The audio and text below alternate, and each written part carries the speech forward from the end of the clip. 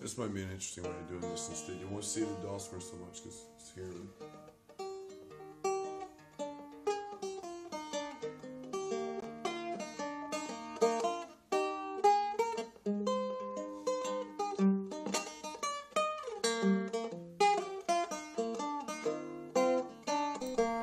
I had to get the headphones on.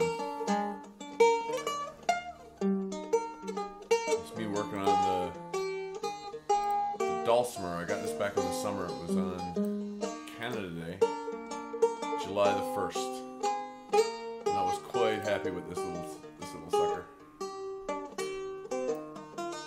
It was recorded on the 2nd of July.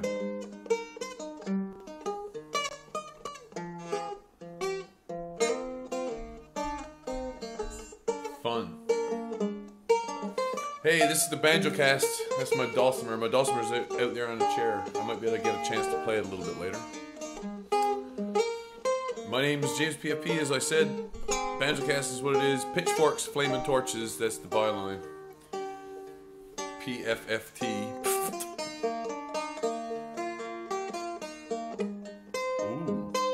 Ooh. I've been listening to a little bit of YouTube here this afternoon. I won't lie about that. I'm gonna pop the chat out here, so if it becomes necessary to have a little look at it. Look at this. Not receiving enough video data fast enough. I don't believe you. You assholes, you lie. You know what it is? As soon as you give them something that they can't recognize, it drives them absolutely mad trying to figure out, did you rob that from somebody or not? Did you rob it? Fuckers. I wouldn't call the next one a pride thing or anything. I'm just playing it because it's pretty sound. I don't necessarily think the words either, and I'm still working this out so that I can do it without necessarily having to stop and fix it as I'm doing it.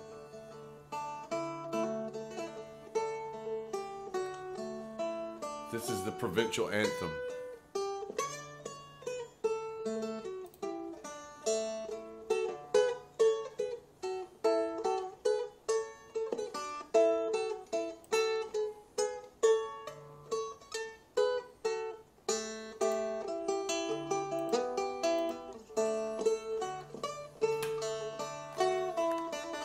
Before I get too terribly deep into working this evening, I'm gonna...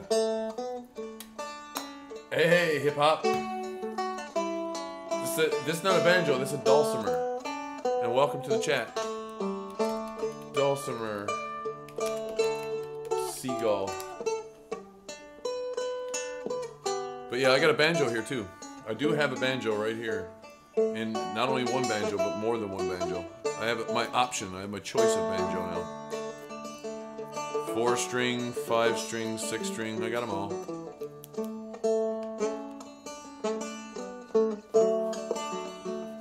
So, today's Banjocast, I have a plan, which I started in the last couple of streams, which is I've got a video project which I want to get up onto YouTube before Christmas. And it's not the one that I started back in September. No, it's one that I started back in 2015. As I say, this is the Provincial Anthem I'm playing here.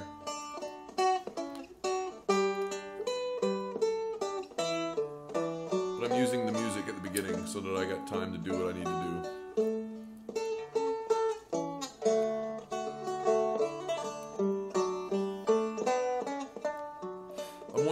perhaps I can use these audio tracks tonight. And this is 2.5 minutes. The last one was about that same amount. The one before that about the same. 1.5, 2 minutes.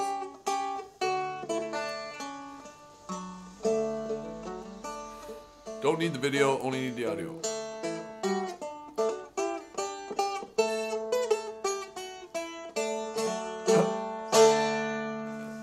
That's another Newfoundland song at the end there.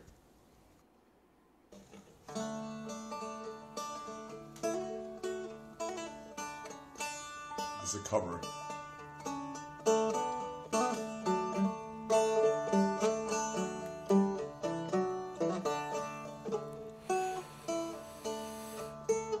I don't know if you recognize this one. This is a Doors cover.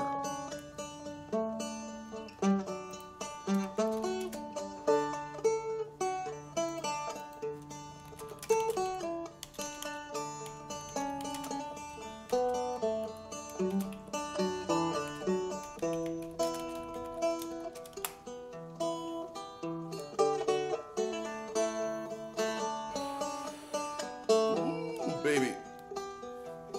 So yeah, the project, I pretty much finished it in 2 days worth of streaming. I've got some reshoots to do, but it's not reshoots video, it's reshoots. I gotta redo some audio parts.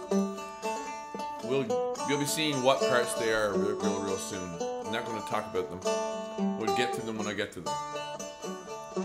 In the meantime, here for the Banjocast, next several hours, the rest of 5's day for sure, and probably a little bit into Wednesday. Anybody has any questions, you can leave me a message here in the chat room, or you can wait till the video gets uploaded and put a comment at the bottom. I do all of my work in a piece of software called Blender. All of the video work, that is. Blender's this symbol right here on my desktop. I'll load that now. And I know I want this project. It's going to take it a while to load too.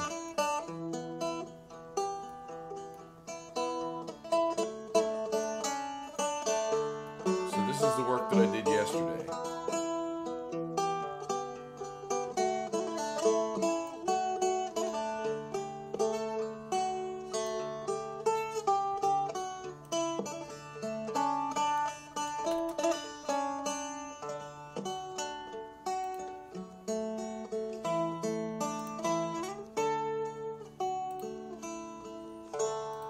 Is there another one? Yeah, there's one more.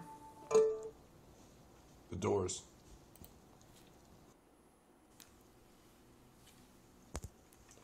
This next one is one I wanted to get at because it's Christmas. I got a recording in the room here. We're in. Oh, maybe it isn't. Maybe it isn't. Maybe I'm wrong.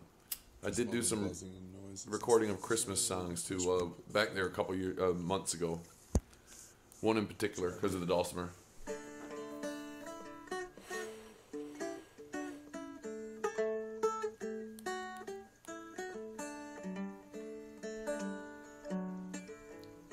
Second take on what I did a minute ago. Here we go.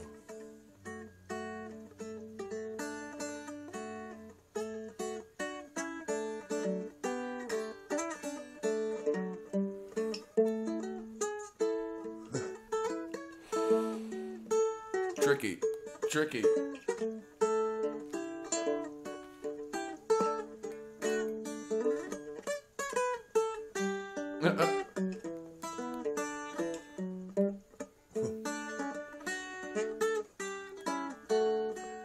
I'm just not quite getting it there now. I'm not quite there, that's true.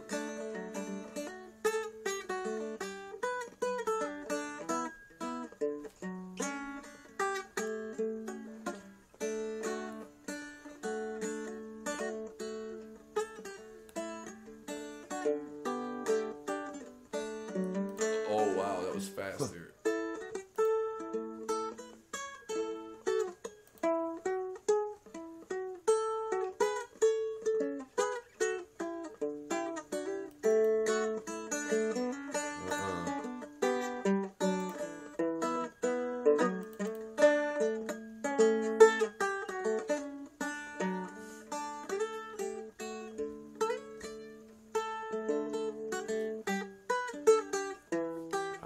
some of those at the bottom of that list there, probably, huh?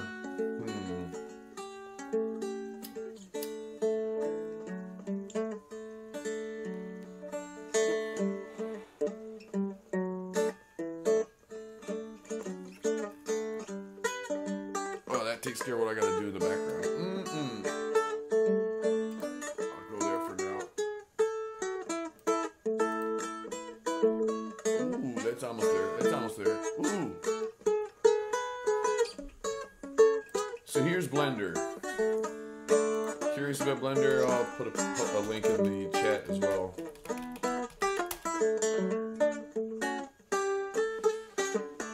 You'll find it in the description of this video.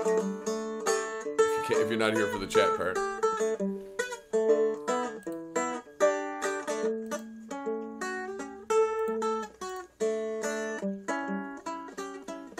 So now I can see everything I need to see here.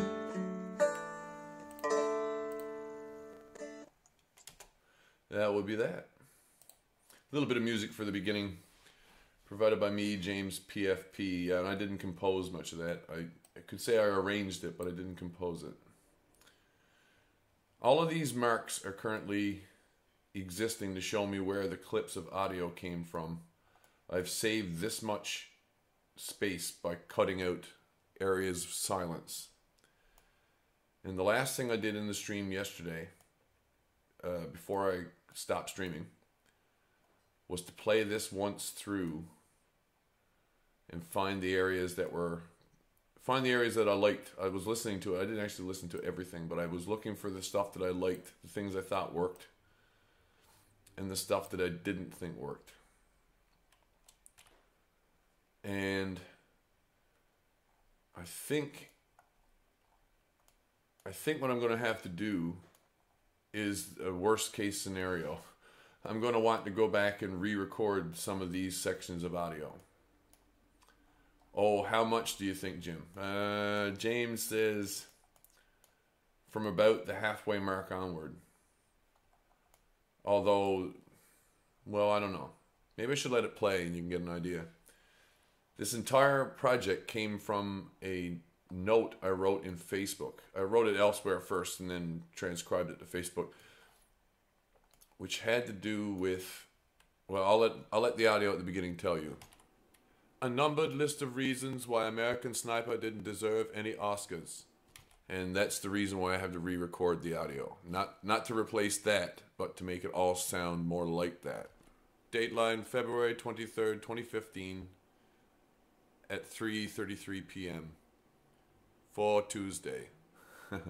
I've been sitting on this list for over a month. Waiting to read the list of Oscar winners this morning. I have one visual joke to do before the night is over. I'll type it into the chat, so anyone happens to be following in chat, they can have a laugh there too.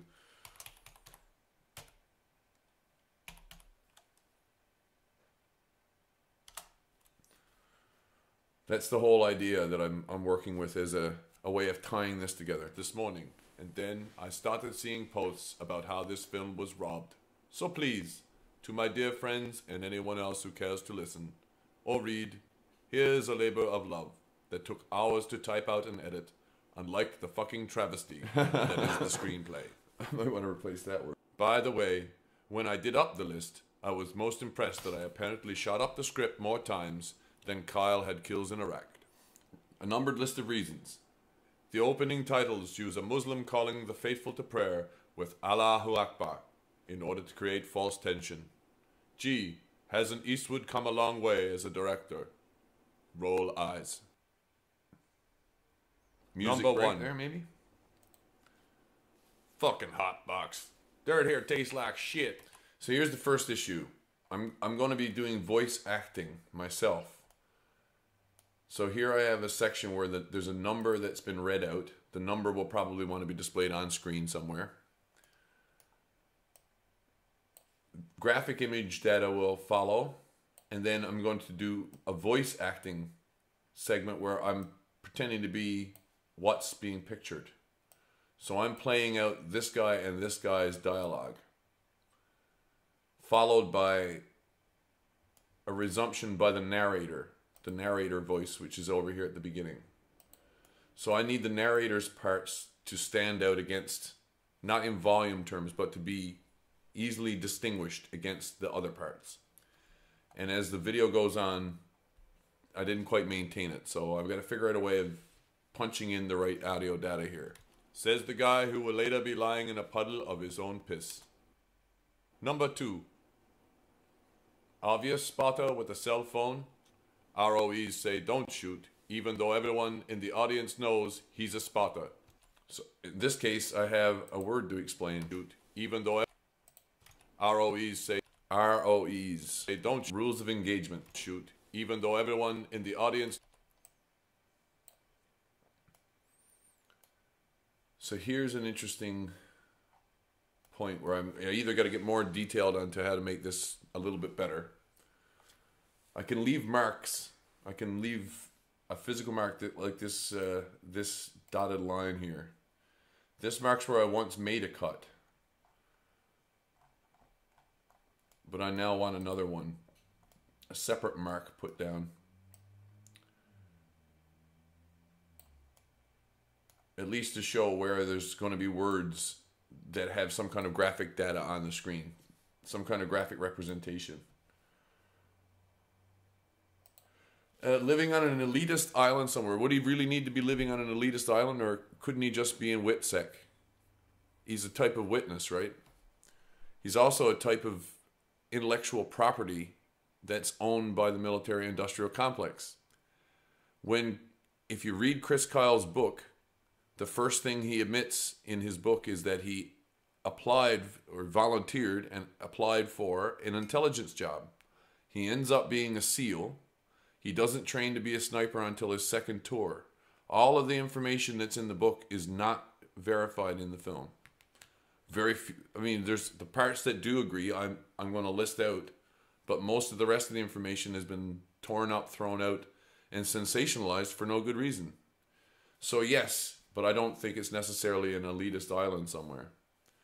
And if you follow through the list of things I've listed down, you'll see what other connections there happen to be in the reasons why certain information in the book could not go into the movie. There's some things that are in the book that the movie's producers simply wouldn't allow to be on screen. ROEs say don't shoot, even though everyone in the audience knows he's a spotter. In this way, we can pretend the ROEs were dumb too. Number 3. A wrist bandolier. Right here. It's mentioned in the book. Clearly visible. Product placement. And not chronologically correct. Because he doesn't invent it until after his third tour or something. Kyle mentions it in the book. Specifically how he invented it and sells them at his sniper school business.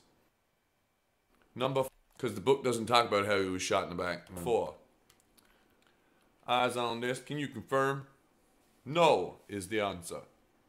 There's a witness right over here next to him. Witness right next to him. And the witness doesn't have a pair of binoculars. Number 5 is his first kill. Then cut back to deer hunting. No apologies to Michael Camino, and none to Homer either, who uses media in medias res way better. Uses media. So I need to make an audio edit right here, which is a keyframing issue. So I can see from the waveform where the words begin and what particular frame. I'm going to set a keyframe here for its volume level by hitting I key over. I hover over this context box, just hit I. I'm going to go forward one frame. I'm going to set it to 0. And then hit I again. I'm going to go past the word I want to cut out. In medias res, I think will be the right one.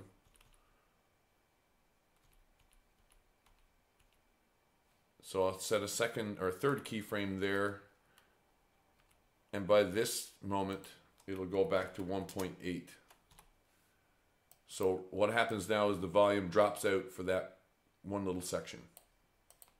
Uses in medias res way better. Number 6. Don't leave your rifle in the dirt, says Dad. So what are the reasons? Why would I say witness protection or WITSEC? The reason is actually real simple. It's discussed in the book and also on the film, like the movie. They didn't necessarily kill anybody who might have been hunting after a specific person or issuing wanted posters because they knew who he was by having spotted him operating, but not by having taken a good shot at him. So Kyle might actually live in a certain amount of danger or fear from reprisals from people he used to shoot at. It's not the biggest issue, though. Wanting to cash out of the system is probably just as big an issue. Like, the reason why there were wanted posters at all, sometimes that may well have been only to motivate him to work better. It's psyops in itself. What was the other thing I was thinking about then? An issue which is addressed directly in the book and which I've talked about in the last several streams is the tie-in in the book with Jesse Ventura. And that's, if you ask me, that's one of the major reasons he couldn't run for president in 2016. It shot him down from any presidential run in 2016, let alone 2012. And he probably will never have another chance to run for president. Am I saying I would have liked to seen Ventura up against Trump? No, I think Trump ran because Ventura couldn't. Maybe that's one way of putting it. Another way of putting it is, if it had come down to Trump versus Ventura, Ventura still probably might have beat him. And it's not in the book. And only in the movie to foreshadow a later scene when Kyle leaves his rifle in the sand, which is also not in the book. Number 7. The preacher on Paul is more annoying and dangerous than the Muslims calling the faithful to prayer. Ooh. Number 8. Big silence there. There's 3 kinds of people in this world, son. Sheep, wolves, and sheepdogs. I might want to move that back here a little bit and then leave this rest of it where it is. Not only is this not in the book, but it obviously owes more to Warner Brothers than it does to the Bible. Cartoon morality is what deacons do best. This particular sequence, I think I'm going to want a bunch of graphics popping up on the screen, like a Warner Brothers logo, the sheepdog, a wolf, the coyote, whatever. Number 9. Shooting the rodeo. That's a nod of the hat there to, what is it? Red Letter Media. Number 10. Rodeo belt buckles are to ensure a sex life. Far away look in his face. See, at least he doesn't tap his hat here. Number 11. Why do you think I do this, huh? I do it to get attention. I might want to change her eyes. They're making them more buggy. Could use a troll face too. So much for drama and for acting. Number 12. The voice acting really sells it to me. Righteous indignation because he watches CNN whenever he can't find Fox on the television. Number 13. Recruitment. I don't quit. Number 14. Buds. Basic underwater demolitions. Not chronologically accurate. Number 15. How old are you, boy? 30. Not according to the book, he wasn't. Number 16. Biggles, a.k.a. Job, doesn't follow the story of the book at all. Number 17. The end of Hell Week, as if that was the end of training. Number 18. Meet Taya, plus the idiot who strikes out first. Number 19. The charming redneck joke. Number 20. Kyle defends his patriotism, but not his behavior. Here comes an interesting one where I don't need to do any more work. Like this first 20 or 30, there's only 1 or 2 places I think I'd actually want to add anything else to it. The voice acting is what I wanted it to be. It's later on that I get to a place where it needs to be replaced. Number 21. Introduce booze, then show his sensitivity by making sure she doesn't get puke in her hair.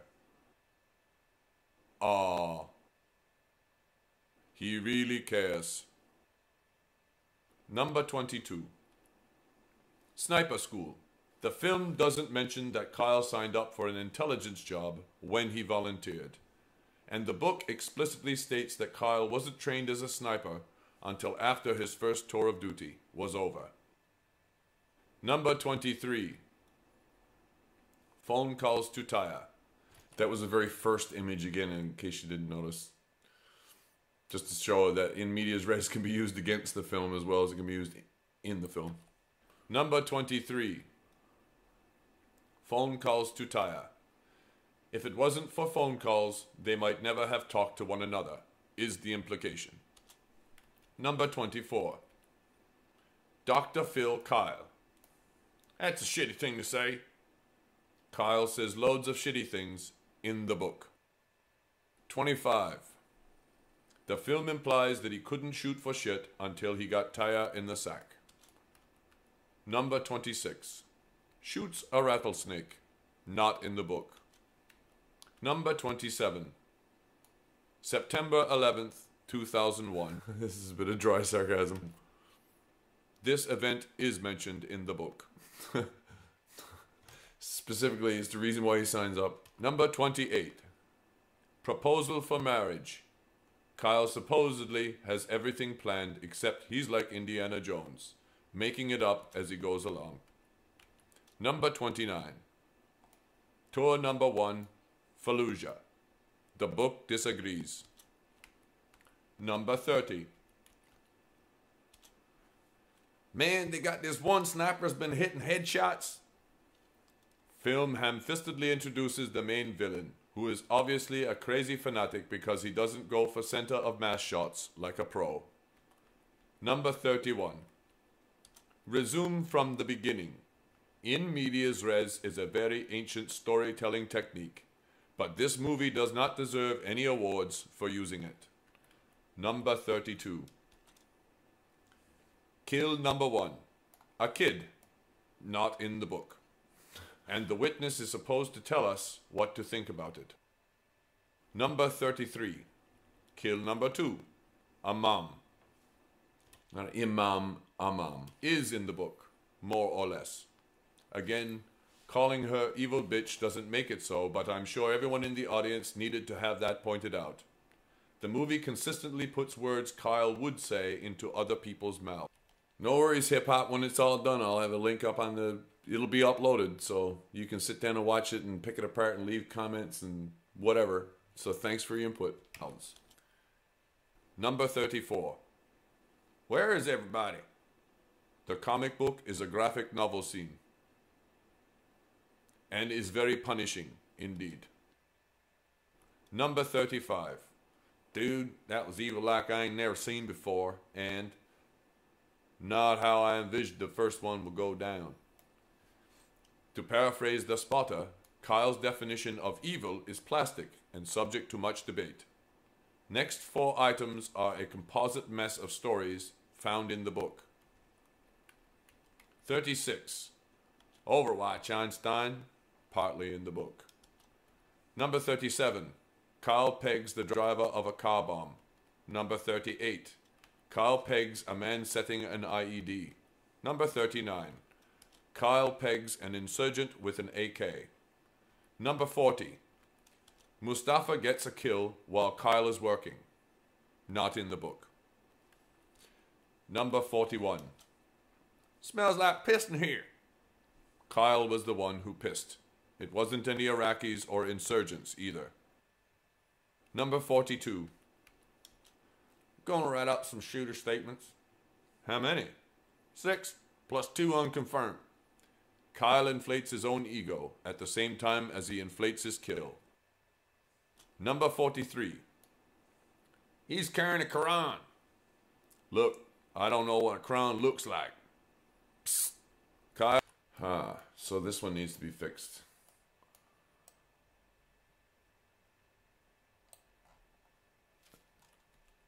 There'll be a moment of before and after that bump of whatever that is. That could be a key press. That could be a... it could be me taking a breath or something. I don't know. Look. Whatever it is, it's going to be gone. So I'll do the same thing I did the last time. Hit I once over the context, go forward one. I'm going to hit I again and leave the number as is. Hit I a third time, go forward one, hit I a fourth time. So this is going to be a really, really sharp cut of the audio as that sound occurs. And now all I got to do, hey Hilljack, welcome back. Getting into the nitty gritty now of dressing this up and making it look cool and making it sound better. He's carrying a Quran. Look, I don't know what a Quran looks like. Huh.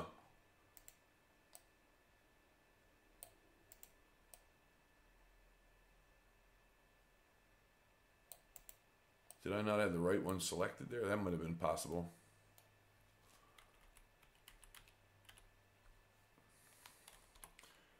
Go forward one, hit I again.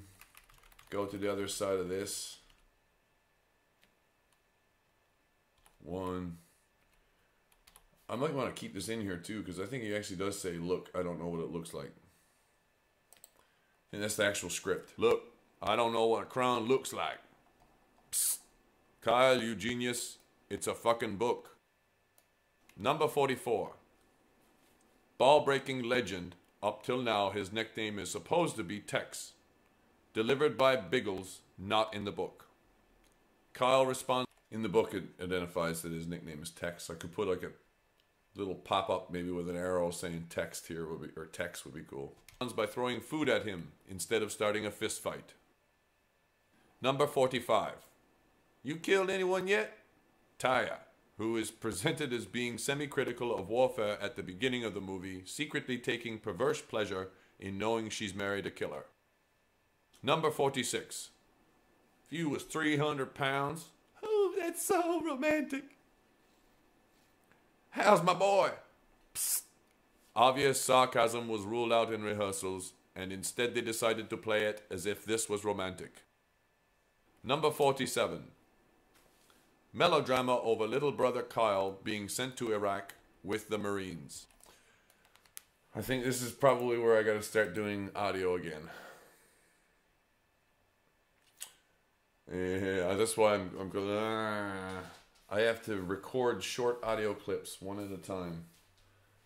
I don't want them to be too big in size. I don't want them to be much longer in time frame. So I'll keep the number being read. Number 47. Melodrama over... That definitely needs to do this one again. So 47 melodrama. Here's where I go for my notepad. Or what passes for one. Start making notes now so that I'm ready to do it all sequential like. 047. So Hilljack, today we call Tibbs Eve. You ever heard that before? Tibbs Eve? I'll write it down in the chat. Tibbs Eve meaning the day or the night before Christmas Eve. It's considered an excuse to drink here. I'm not drinking either. I did have myself a little helpful startup though. I did what I could. Yeah, this would be considered an excuse to drink hard on the day before Christmas Eve. Marines. Number 48. Headshed briefing on Al-Qaeda assets and local power structure. Number 1 dude, Zarqawi.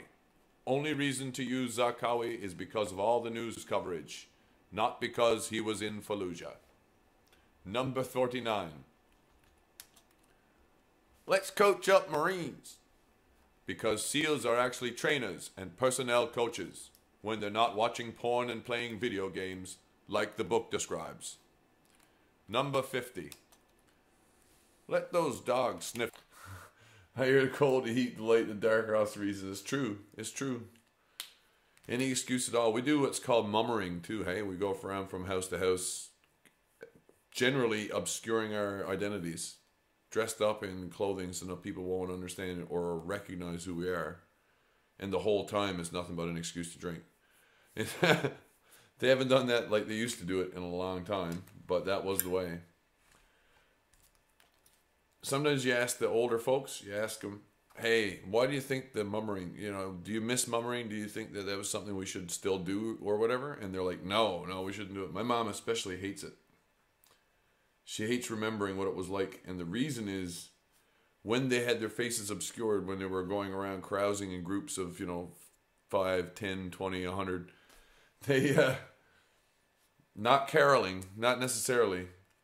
They would go around from house to house. The house that they visited was expected to provide the booze. There would be some singing and dancing and carousing in the kitchen. And then after 5 or 20 minutes, they would pick up and go on to the next one. The thing is that because their faces and their identities are obscured, sometimes old debts and old grudges were settled directly, not on people's person, but on their property, by individuals that you couldn't identify. Which caused a lot of concern. It caused a lot of concern. Another of our older, not that old, but common traditions, everybody did it, would have been on Christmas Eve, Christmas Day, New Year's Day, and at weddings to do firing off of a gun.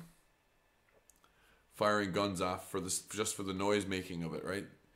I don't even know if they would take the charge out, take the shot out before they would do that, or just fire off a charge, right? But I guess some of my relatives now will tell you stories about how in the last, say, 20 or 30 years, they can find places in the community where, or they their own property has been shot at or got hit by a random lucky bullet that got fired off last New Year's Day, right? But just so happens that it hit this particular property is the funny part of the story. Oh, tap at the wrong window there. Zakawi. Let's coach up Marines, like the book describes. Number 50. Let those dogs sniff out Zakawi. Mark Lee speaks to Kyle. See, 50 is okay, but 47, 48, 49, they need work. Dogs refers to regular infantry, and Marines implies SEALs are a higher class or something. And that one probably needs work too. Damn, I didn't want to have to get at it that early. I was hoping to 100. Number 51. Mustafa is not an Iraqi, but a Syrian Olympic shooter. No sense in saying he's Iranian when Syria is overrun with ISIS. Number 52. Fuck this. I'm gonna go clear houses with Marines. You coming? Don't cow it out on Kyle. I actually don't know whether or not there's... I can't think of any case in story or memory where I saw mummers going around carrying instruments. The instruments would have been found at the places they were going to, but some of them must have carried instruments with them. They would have had to. Whether or not they would have been in any state to actually do anything with them by the time they got to it's like a impromptu pub crawl where there are no clubs in the community. There are only people's houses. And a kitchen party is dearly loved here. The types of booze too. Slush is very popular this time of year.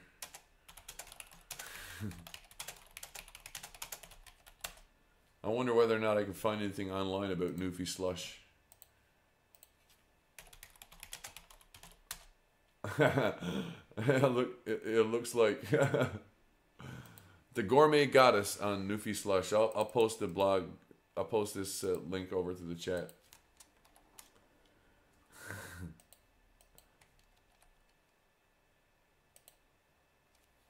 Anyone who has been to just about any house in Newfoundland over the holidays has been offered a glass of slush. It's a tradition. Slush is a frozen low alcoholic drink. Low alcoholic, my ass. You actually cut it down when you mix it with something. The ice. Anyway, is a frozen low alcoholic drink made of lots of fruit juices. Whatever. This year I made up 2 batches, one with alcohol and one without. Didn't even realize how comforting slush is when you're feeling it, when you're feeling ill. Soothing on the throat and stomach, thirst quenching for a nasty dehydration that comes from either puking or a constant runny nose and breathing through your mouth. You get the idea. I'm putting on another batch non-alcoholic tomorrow. You can always add a lot of or a bit of booze when you make up a glass if you're feeling festive. That's true enough. You could always add whatever booze you want to the slush afterward. Have one on hand. Newfie slush. Make 2 good ice cream sized containers. Ice cream like probably a 1.5 liter tub. 2 liter tub. 1 can frozen unsweetened orange juice. 1 can unsweetened pineapple. 1 can frozen lemonade. 1 cup of sugar. Ugh. 6 cups of water. 1 pint or a certain amount of vodka, optional. Lemon, lime, pop, ginger ale, or club soda to serve it with. Sort of like a jungle juice, yeah, sort of. Here, jungle juice means... Here, jungle juice is all the leftovers. Mostly empty bottles of booze. Or alky from France, Saint Pierre Miquelon.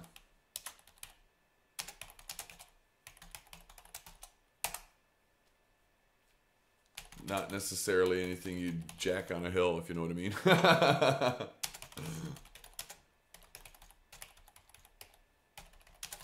Although that's doable.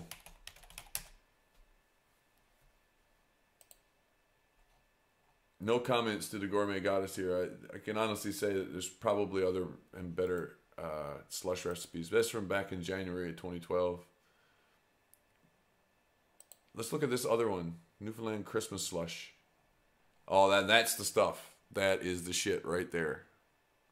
That is the shit right there. Frosty blend of pineapple and citrus juice frozen together with amber rum. Oh, baby. Oh, with amber rum. Create the base for a delicious holiday cocktail. Oh, you freeze it up ahead of time, and then you just scoop out a little into the glass, add your mix, and Bob is your fucking uncle. Jesus, everybody was the uncle back home, come to think of it. Bob, Bill, there was, who else? Ross, he was my uncle. Started with pure grain Kool-Aid, fruit, and ice cream, and everyone added what they brought. Oh my God.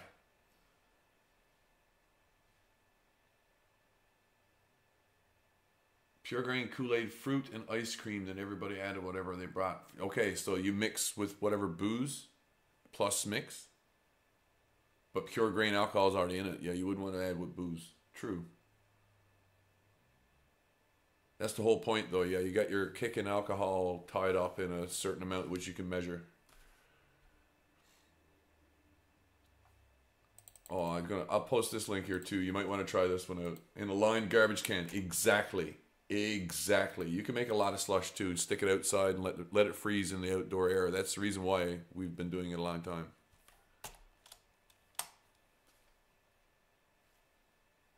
Or they say it makes 2 ice cream tubs full. If you got a snowbank outside, you can freeze it there. Citrus, the orange, pineapple version. Canned pineapple juice and even frozen showed up. Yep, it's true.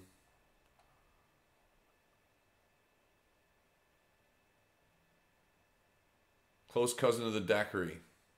Yeah, just a splash of soda. Oh, blueberry rum slush recipe. Look at that. Oh, baby. There's one for your antioxidants. There's one for your Auntie Jane, too.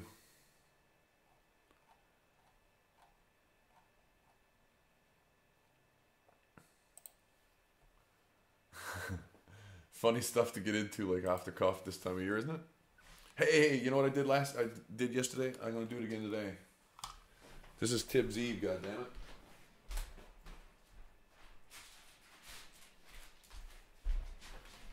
I got a series of things to unbox. I got some unboxing to do. The box came a while back, but I got the present right here. So this one says, to James, thought of you. Or thought you'd like Dad's glasses, is what it says. I thought you'd like Dad's glasses. And I'm like, what the frig, man? Dad's glasses? What do you mean, Dad's glasses? My father didn't wear glasses. My father, you see, he did not wear glasses. So what I got here, something I never even thought of asking for. But my father's old pair of made in Japan Bushnells. Ensigns. Bushnell Ensigns. Fully coated optics. They haven't been cleaned in forever. 7x35, 10-degree wide field. Wow. This is a pretty cool gift this year. They don't get used back home. I wonder, are they like the ones I recently got, which have they have like a dioptic correction for one eye and the other? Oh, I'd be damned they do. Oh, I'd be damned they really do. Looks like I got to put a little bit of super glue on this part. They do. They got a dioptic correction and everything. Fucking awesome. Excellent. What a gift. Should be some good glasses. Yeah, I think they are. Should be some pretty good glasses here. Looks like the faceplate wants to pop off from the glue. Look, it's a little bit wonky. I'm going to have to pop that back on again, so I can see on the inside. But there is a dioptic correction on the son of a gun, which means I can turn this one side for my right eye, close my left eye, and focus this way for distance. And then when I use the middle ring with both eyes open, I get a better idea what ranges are. Holy shit. Oh, wow. There's a highway 1 kilometer that way. It's straight through the window, and I know I've measured it on a map before that is exactly 1 kilometer from here to there. And this is like being right there. Can't quite make out the make and model of cars on the highway, but I can definitely count how many and almost how fast they're going. Oh, that's incredible. Like, yeah, then that is a gift. That's my favorite kind of gift. Definitely going to have to get a little bit of glue on there. Ensign by Bushnell. Wow. He must have saved up a little to get these, or got them for Christmas himself one year. I don't know. The one thing they don't have is lens covers anymore. They're long gone, but it comes with a carrying case, so that's probably the reason why. Wicked, huh? Woo, baby. So, that's an unboxing to remember.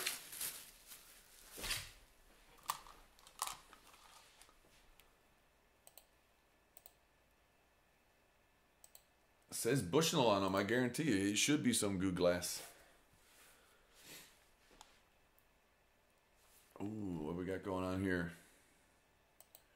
Just trying to figure out which ones I'm going to have to do the audio for again. Yes, I'm going to go clear houses with Marines. Number 52. Fuck this. I'm going to go clear houses with Marines. You coming? Don't cower out on Kyle. This one will probably do. This scene isn't in the book, but his views on cowardice are. He made George Patton look like Shirley Temple. Number 53. Training up means... See, he made George Patton look like Shirley Temple. I might want to do some graphic addition here. Take an image of George Patton first, and then add a Shirley Temple wig and a little bit of makeup to him. Let me lead. How do you spell control issues? That one is what? 53? Number 53. Training up means let me lead. How do you spell control issues? How do you spell? I need to do that cut again. Number 50. So, on this set of takes, only one of them is keepable. 1, 2, 3, 4, and 5 are all have to be recorded again. And if that's the case, I might as well do the one in between. do some practice on them and try to get them all in that same sense of, parody of Werner Herzog. I like the idea of parodying him, but not making fun of him directly in any other way. I like the idea of borrowing his authority. That's what I like. 54. Kyle, interrogation sniper. The only interrogator in Iraq that didn't use waterboarding. Number 55. Local warlord and mini bad boss guy is ID'd. He come, he drill. Not in the book. Number 56. Sir, first 55. Platoon's planned down. Who is the sir? There. Number 57. Intelligence headshot. Kyle turns up an unknown alias. Right. Not in the book. Number 58. Headshed. The term is in the book. Gonna want contractors in and on it. We're hunting dollars. Not in the book. 58. Number 59. I was in seminary before I joined the Navy. Why? Gambling. Not in the book. Number 60. Hey, babe. Gunfight phone call is in the book, but not in this place, time, or circumstance. Yeah, that's definitely lost it by this point. Safe bet I'm going to want to record everything in the back end of this again. So now I've got two choices. One is to try to do it on stream, one at a time, replacing them. The other is to do it all at one time while not streaming. Record it, come back and see whether or not I got the right cuts. Recording, looking for a specific take is a pain in the ass. Takes a lot of time. It takes more time than is conceivable in most cases. But, number 61. Oh, shit. Fictional family is going to get wasted. Is that 60? 61? Number 61. Oh, shit. Number 62. Ramping up psychology. Butcher. Mustafa. Drill in kid's leg. Bullet stopped by helmet. All fictional. Dog on roof. Roof. Roof. Number 63.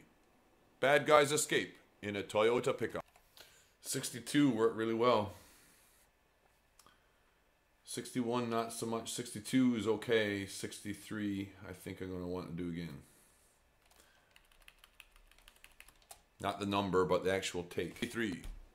Bad guys escape in a Toyota pickup. That part. Product placement. Mustafa's on foot. Like he's not only cool, but environmentally conscious. It definitely needs more of a European feel. Number 64. Seals catch hell. Or is it Marines? That. 64. He's gone. Whew. Number 65. Film implies that Kyle spent 3 weeks hitting the gym prior to the end of Tour 1. Definitely not in the book. Number 66. Number 60. I'm here thinking about my bloody binoculars. Woo! 5. Film implies. I think if you're trading Bitcoin is scary. If you think trading is scary now, just wait. Goddamn, or Goldman. Yeah, goddamn Sachs is launching a Bitcoin trading desk. That's no surprise, and the reason quite literally is some, I think, in a way, and nobody's just has managed to disabuse me of this belief yet. The powers that be know just as well as the market what particular intellectual property, among other things, is being protected directly by the currency itself. The crypto part of the currency isn't only hiding the identity of the owner, but it's also what data is being protected by the cryptography. And that's the issue. That's the reason why Goldman Sachs has got to trade it. Because properties which used to be measured in physical form somewhere in the real world might no longer exist. They've been deleted, or we couldn't access the data anymore. We lost it all to some ransomware attack, blah blah blah. That's what this is about. So it's going to be interesting to see what currencies are going to be traded, how many new ones say pop up. But it's also going to be interesting to see who is giving the wrong impression about how to think about the Bitcoin.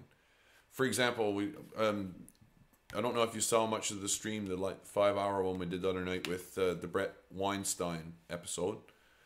But the most curious thing that he said at about an hour and 18 minutes in to that Joe Rogan interview was that he thought that perhaps Bitcoin was overinflated. And maybe he thinks it is, and I thought when I heard it, that's such a stupid thing to say about Bitcoin. You have to demonstrate how that could be true, because the argument which got him up to being able to make that kind of claim with authority just happened to be that fiat currencies were the issue which caused Bitcoin to be created, or digital currencies, or cryptocurrencies if you want to call them that. The very thing which created them was the badly inflated nature of fiat currency. And then he tried to lay the blame, or tried to pass the buck to Bitcoin itself. Bitcoin doesn't have the inflation issues, not that fiat currencies do. And currently we're trading them for these fiat currencies, and there's so much of this fiat currency out there. Sooner or later, the relative value, as it becomes the market becomes aware of it, will switch inevitably to the Bitcoin. The same as if it were gold. Same as if it were gold bullion, and it's going to be treated like that. The difference is we don't have anyone willing to, well, I should be careful what I say here. We don't know who started Bitcoin. We also don't know who currently controls Bitcoin. So it is very much like a Fort Knox situation. Whoever's controlling the bullion of Bitcoin, physically speaking, that's one of these issues. Shouldn't really say any more than that. But how do you inflate Bitcoin? I'll ask that question to anybody, and I'm waiting for all comers on that one. How do you inflate Bitcoin? How do you overinflate it? Because I don't think it can be done. I think you can make new intellectual property available to something like a Bitcoin, and that will create new Bitcoins in turn. But that won't have inflated the currency. That will have created a new pile of Bitcoins to be distributed. That's what I see. Which means if you want to trade some of your worthless cash for relatively valuable Bitcoin, you can. That's what he didn't fucking say, Weinstein. That's what he did not say. So I've been feeling kind of happy about the whole Bitcoin thing. I'm not invested in it, not yet. I think one thing we might expect to see in the near future is a nation state that is willing to use something like a Bitcoin, like a digital or cryptocurrency, as its social security number. Each citizen gets one, and then the value of your actual currency, you don't spend it, but that's how you don't spend it by going to a market and exchanging it for something else. No, you get your value from it by going to a hospital and providing it to the hospital, and then you get the services, and that's where the value comes from. That's the end of the exchange, so to speak. There's nowhere to charge fucking interest on a Bitcoin. Hopefully to do to Bitcoin what they did for the credit default swaps. What do you mean for having a large dollar value is being the thing which is being exchanged for? I don't really follow your argument there. I'll have to look into that one. Thank you. Hopefully they do, or I don't follow where your direction is, where you actually think what's going to happen. Hopefully they do to Bitcoin they do to Bitcoin that they did for credit default swaps. In terms of who ends up holding the bad credit, okay. I do follow you, because that's how Fannie Mae and Freddie Mac ended up holding it all. That being said, it is kind of an analogous situation, yes. And look at what it was that they held up. They ended up holding. There's actual property value in leases at the end of the day. Retirement packages totally disappeared. It's just totally evaporated. the financial aspect of it. Defrauded everyone with mortgages. Yeah, sold and took down AIG. Agreed. I think Bitcoin is different in the sense that it will allow an actual accurate measurement of how badly the cash currency is inflated. That's how I think about it. But as I just explained a second ago, a digital currency or a cryptocurrency controlled by a nation state's government or its people, you could even have it controlled by the fucking people directly. But anyway, that type of currency could be used as a social insurance number. You'd never ever spend your Bitcoin or your cryptocurrency ID in a regular market. That's not what it's for. You shouldn't really trade it for cash value, although you probably could, and maybe we would consider that a crime in the future. I don't know. But what you ideally would do would be to provide it to whatever institution, state-run, that you want some service from in order to get the service which is due to you as a citizen of the country. You get your value back that way. And the thing which makes the currency real is the data in the databases of the nation state. That's the real quick way of explaining why Bitcoin could be a good way of going, or a digital currency / cryptocurrency. When the banks step in, if the banks ever get a chance to, but again, the currency of Bitcoin, the actual value, I should say, not the currency, but the value of the coin itself, is something the banks might not actually be able to get access to. They might be able to trade to get a wallet that has enough value, but they can't actually control it from the top. I'm not a socialist. I am, and I'm not. I'm a Canadian. I'm a Canadian social democrat. So I'm already cool with the idea of social credit. Have you ever heard of social credit? Last time I read a really good defense of social credit was by Robert Heinlein, who's a Californian socialist of some reputation. What I'm saying is the digital currencies, the value of the actual coinage itself, comes from the data which seeds, or it comes from either the data which provides you this very large random number to be used as a cryptographic lock, or you can allow a program which creates the coinage itself to crawl through a very, very large amount of random data to pick out the coins that it can from it. Yeah, true. You say potato, I say potato. So the idea with social credit is the government would issue a credit to everybody, all citizens of a country, to ensure that the various parts of the market which are involved in production don't overproduce in a search for unlimited profit. The theory basically is that we overproduce, which causes too few dollars to be chasing too many goods. But the people that pay for that are the factory owners, for example. They'll take out a loan to overproduce, and then they can't sell everything in a year, so they end up having to look for global markets and blah, blah, blah. The idea with social credit is that the government issues enough credit as a currency to allow all the GDP to be consumed by the country, to cut down on the amount which is overproduced.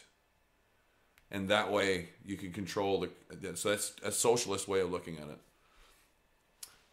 Digital currency, I think, is a better way because it actually allows for individual freedom. There's a minimal amount of interference between the government and the individual. And the thing which makes the currency secure doesn't have to be the government. It doesn't have to be a bank either. It could be the actual population. It can be distributed in the same way that a torrent network or a Tor network is distributed, or anything, or the same that the internet can be distributed. There's no reason to pretend that the government must be involved in these particular services being provided. We could distribute the calculation, so to speak. So here in Canada, there is a bit of a push towards. I've been observing it. I don't necessarily follow the thinking for these groups either, but they've been pushing people in university towards the idea of spending a life as data miners, mining bitcoins. That's what they're going to be doing. Who sets the value? What, of Bitcoin? The market does. Bitcoin doesn't exist in the dollar in the dollar realm in a sense. So when someone brings a Bitcoin to the market determines what the value is of the Bitcoin. So whatever money they throw at it is what it is. I have no issue whatsoever with that economic argument. I think it's right. That's as simple as that. Let the market determine what the value is. The person who holds the Bitcoin doesn't demand the value. The market directly, the market comes at it and says, well, we'll give you this, we'll give you this, we'll give you this, which leads to inflation in dollars, but not in Bitcoins. And yeah, you want that job. So that's what a lot of the hackers are doing, man. I think WannaCry, I think that's part of what caused this particular bump. The WannaCry attack back in May, followed by the seizure of this one or these 3 Bitcoin wallets that had 50 Bitcoins worth of value in them. That would be enough to actually cause this big shakeup if you consider whose machines definitely got hacked and who definitely paid a ransom trying to get the data back, only to find out that their data is, they can't get their data back by paying the ransom, and they may well have allowed a copy of their data to go out into the world at that same moment in time. So the value of those new Bitcoins is, to me, is exactly equal to the value of whatever was on those machines that were affected. Yes, a lot of fiat money being thrown at it. So that number can only go up. That number can only get bigger and bigger and bigger and bigger as the value of the coin stays what it is, the same as if it was gold. Exactly the same as if it was gold. Do you follow me now? Exactly. The difference is that gold is regulated. They don't want gold causing a run in the market either, so they lock it all up in Fort Knox and then quietly sell the bullion to whatever world dictator they want to.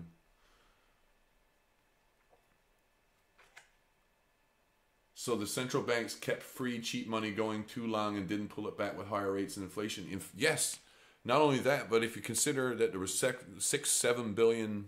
or $7 trillion or more thrown at the bailout, you can think of that as how much inflation do we all know must exist. This bailout is the biggest inflationary period. This is bigger than 1973.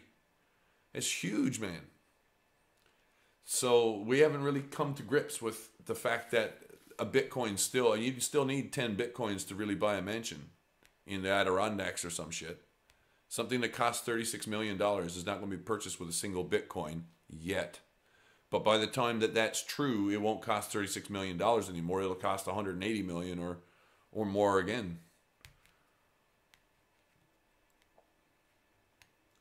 The value of property is measured by the dollar value in the real world, but the dollar is badly inflated because it's a fiat currency, so we can't really use it as a measure of value. This is another issue I heard mentioned in the last few days. What was it? It was the behavior of certain left-wing groups in the last, say, 6 or 8 years to pretend that they didn't know that this inflation had occurred. And so they're renegotiating union contracts and the like with absolutely no view to what had just happened. So allowing their own membership to take cuts and stuff. Just ridiculous. Just absolutely ridiculous. Bitcoin will sort out, or digital currencies, specifically crypto ones, will sort out the issue. And I think if there's some kind of lockstep or knee-jerk reaction legislation against them, we'll be able to find out quickly where there's a country where there's a problem with corruption and whatnot. The fact that Bitcoin is going to drive corruption out into the light of day ought to be making everybody happy, let alone anything else. That's why I don't even want one. Just watch who gets really pissed and bent out of shape and tell me who's corrupt and who ain't.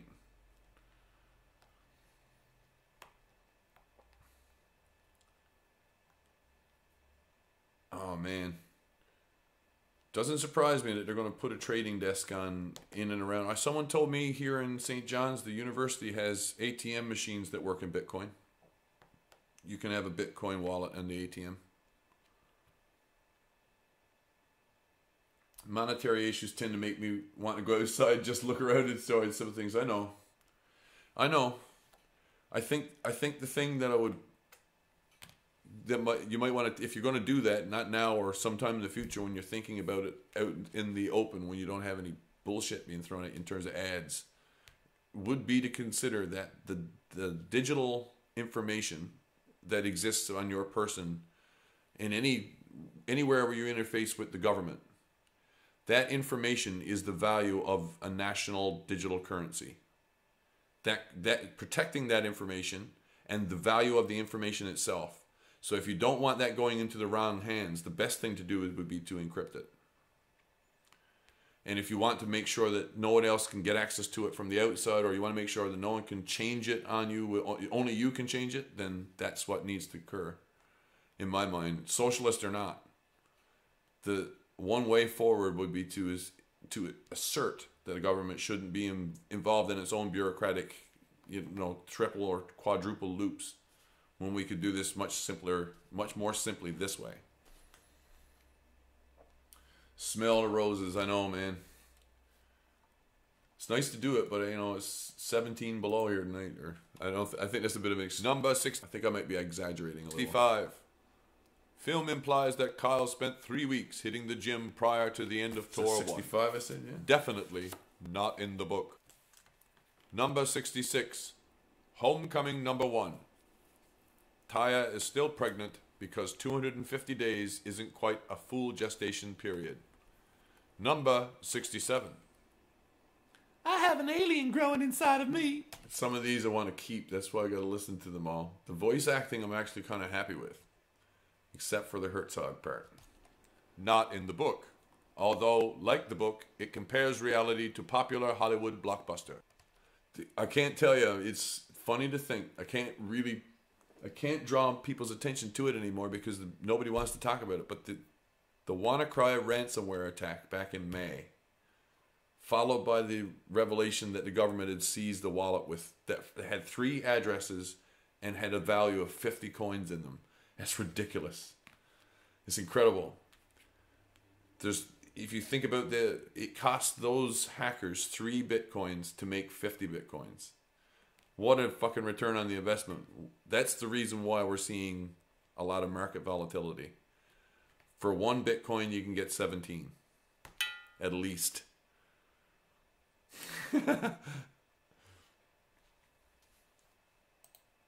Start an insurance company to insure the Bitcoin holders. Well, that's the thing. The insurance company would be redundant to the problem. So I know what you're saying. Like, that's sure what's going to happen, right? It's exactly how it would be controlled by the system which exists. But that would be a redundant solution to the problem of Bitcoin because there is no problem there. The value is insured by the nature of the currency. The currency can't exist unless it's already ensuring its value by encrypting it. If you get me.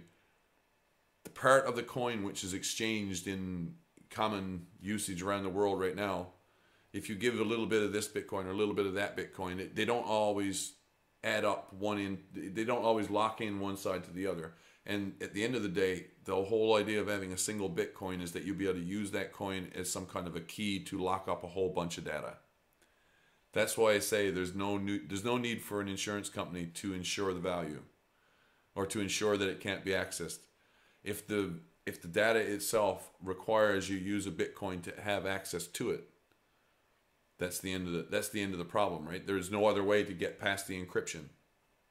Only the keys that are registered as keys can work.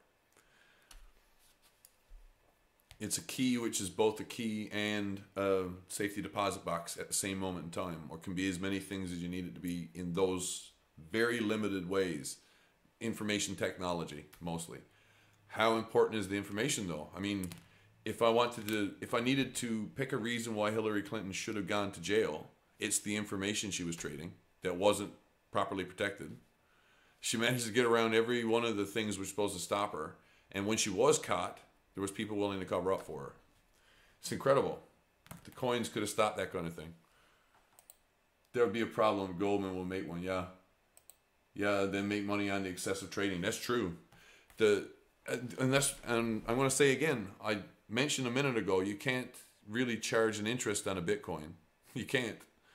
on currency, on regular dollars, on any kind of trading and any exchange, yeah, charging interest and rent and the like on that, that's fucking bullshit, man. Agreed.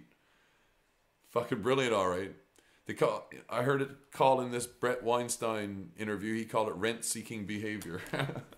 He called it rent-seeking behavior.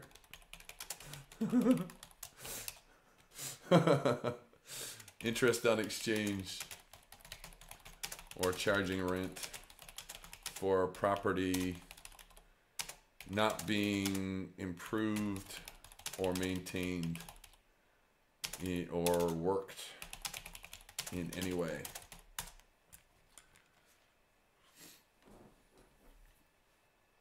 So yeah, agreed. They can try to do that. I think the people that have been involved in the currencies, they recognize there's ways around some of that.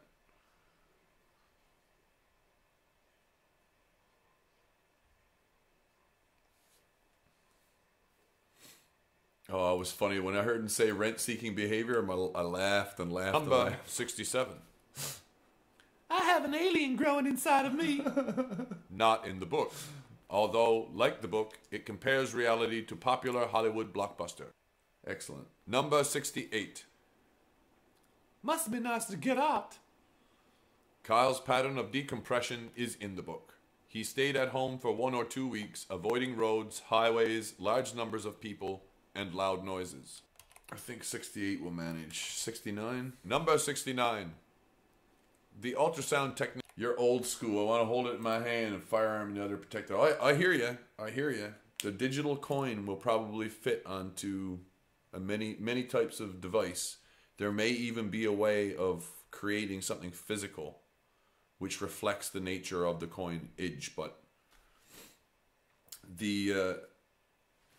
I think what I'm trying to also encourage is the self-knowledge for anybody that you could take a part in protecting your own data by distributing the problem, which is the protection of that data, and not allowing a government access to it. So if you want to protect it with your own gun afterward, you may certainly do so. Or you can consider your part of having it distributed as your protection by gun. Because if they physically want to change what you help to do, they've got to take you down. So, or you can stop them. So taking responsibility for your own digital protection or not. It's weird. It's a weird question. Not an implant, no. Not a mark of the beast, no. I get where you're going with that one. I wouldn't want a chip, but I would say that you could put it on a flash drive. Why shouldn't you be able to keep if you had a flash drive which was only held one thing? What I'm saying is the size of the coin itself, an entire digital token, but it's this special encryption token which essentially carries in itself a part of the whole of whatever's being protected by it. That will be able to fit on a 2 gig or a 6 or an 8 gig stick, which is cheap as dirt. I mean, we're talking about something that doesn't cost $20. It costs us $5. It costs us $3 for the device. It doesn't need to be invasive, doesn't need to be implanted in anything, but that's what you need to protect. There are other ways of protecting that information too, because it can fit in such a small space, digitally or information wise.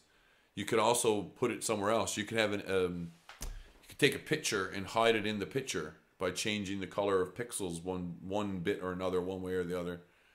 It's called steganography. That will work too. So then this picture needs to be protected.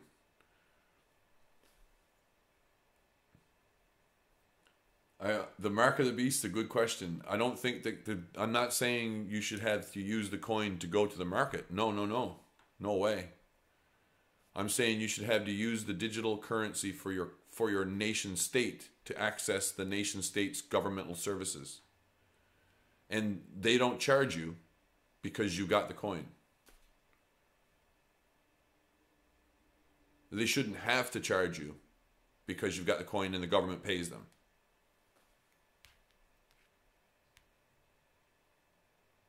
Yes, I do think the average Joe will be able to understand it. I think that the part of the problem right now is in education is because of the way education works. So, and most of us still depend upon some kind of authority to pedagogically lay it down. And I'm not trying to take that position myself. I wouldn't want it. Otherwise, I would have applied or myself to being a teacher. But I begin to recognize that we can start to distribute the weight of the services we expect a government to do for us. And here in Canada, we're brought up with our thumbs in our fucking mouth, pretending to be babies our whole lives, to allow the government to do everything for us. And we go weaning to them. You're supposed to be our parents. No, I disagree. I disagree wholeheartedly. So to take the power of education back by telling the people around me better how I understand it, why I think it's causing such a stink. Someone warned me months ago, don't devalue the Bitcoin. And I can see why that was good advice. It wasn't threatening at all. It's sensible advice to try to educate people where the value of it actually exists and why certain things really mattered this year. Like the WannaCry ransomware attack shouldn't be forgotten. Education or indoctrination, if I don't take you into some kind of a re-education camp, if I don't force you to join a cult, is it indoctrination? So education, definitely. Education, if only because two people exchange information, and that can be education in itself. Here's another way of looking at it. I've been getting ready to have this debate online for a long time, but intelligence and intelligence quotient, right? The word IQ, or the concept IQ, depends on the quotient part. We call it Common Core here, yeah. It's formerly known as dumbing down, exactly. The quotient part of intelligence is what happens on a person-to-person level. And it also happens in an educational level, and I'm sure the teacher to class size ratio or whatever, that's going to matter in terms of how intelligence is also expressed. But to put a real quick fine point on it, because of the quotient, I can consider most education or most intelligence as being shared. That's the only way we can understand it. It's averaged out, and your average share of what you get from what's around you is your intelligence, apparently.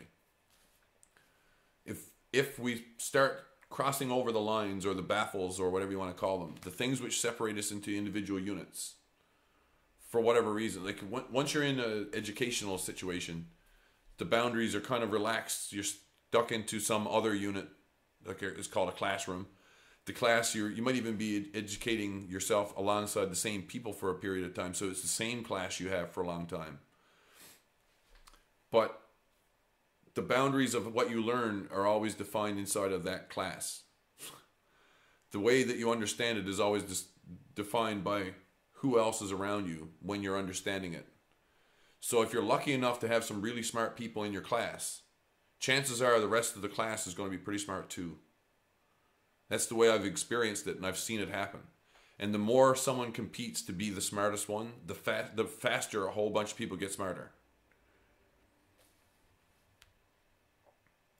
No foundation. They don't get the basics of what, do you think? I definitely think that there seems to be a lacking in ethical considerations or moral education. But I'm not saying that that's what religious education was. The foundation in math seems to be pretty good, but they don't encourage people to really consider what it is to learn math. Or I don't think there's a way that you can encourage people to get excited about math either. I got a story I can tell you, Hill Jack. This is my favorite story. Best buddy in high school. Kind of took me under his wing when I moved to the town that I went to high school in, because I didn't grow up in the community. I didn't know anybody, so I got to know him. He wasn't in my class. He was a year ahead of me, so we were buddy with one another, even though we weren't in any of the same classes, or very few chances where we would have been able to cross over in our high school life. Well, probably in grade 11 and 12 for me, and grade 12 and the year then he graduated for him, but we would only have had a couple years where we could have even chosen the same electives at the same moment in time, and it wouldn't have mattered if we were in grade 11 or 12. So, anyway, when he was doing his thing in high school, he wasn't much of a student. He didn't like doing his thing. And he didn't go into any of the advanced stream in terms of the things he could have learned. He stuck to the basic math, he stuck to basic English, he stuck to basic this, basic biology, basic whatever. And I didn't think any less of him. I didn't think he was stupid. He obviously wasn't. He's a fine fucking mechanic. He was absolutely great mechanic, and he did all of his own work on his vehicle himself. So I learned a hell of a lot by buddying up with him and sticking it out with him, regardless if we didn't see necessarily eye to eye. I was more bookish, he wasn't. The next thing I know, it was probably about 5 years later. We're both living in the same, the next thing I know, when I kind of woke up to the reality that math didn't need to be enjoyed to be understood. He is about 5 years later, he was after doing a course in aircraft mechanics. He still works at it. He got his dream job after he did the course. But while he was doing his course in aircraft mechanics, he was plainly confronted with all of the issues of Bernoulli's principle.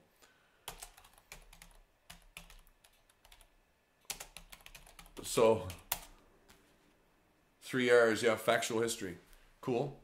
So Bernoulli's principle is some pretty hard, it's not terribly hard math, but it's math you got to learn one way or the other if you're involved with avionics. And not just avionics, but aircraft mechanics and flight. So it's not only mathematics, it's physics. Like, it's pretty advanced physics. He didn't need any of the theory that I'd gotten in high school to be able to do the mathematics which were required from him from that point onward. And when he got into the workplace, he doesn't need the math a whole hell of a lot now either.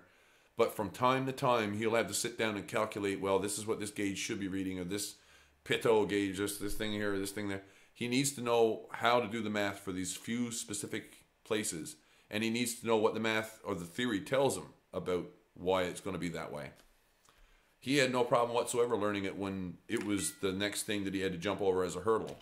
But I don't think he's got the same kind of love of mathematics or numbers, just pure love of the theory of numbers that I do. And I don't think that makes me smarter than him either.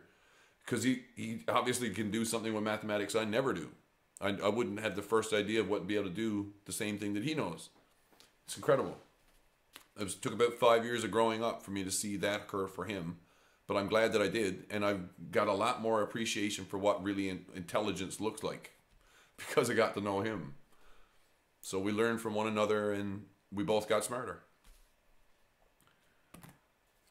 It's a win-win in game theory terms, right? The ultrasound technician at the obstetricians seems willing to do work on Chris. That one needs to be done again. Number 69. The ultrasound technician at the obstetricians seems willing to do work on Chris for free and this year. Number 70. You sabotaged me back there. Not in the book. And be careful, Taya. He's all about payback, is Kyle. Number 71. Kyle lets loose and Taya immediately goes into labor. Uber convenient timing is uber convenient. I like the idea of going to worst case scenarios in order to learn stuff too. It doesn't necessarily hurt to go to a worst case scenario as something to consider. Well, maybe we should consider what will be the worst case scenario.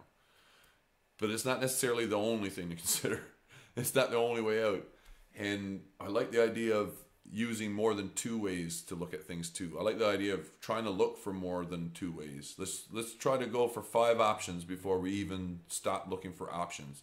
And then we pick out which is the best one. That's what I see happening with the digital currencies too.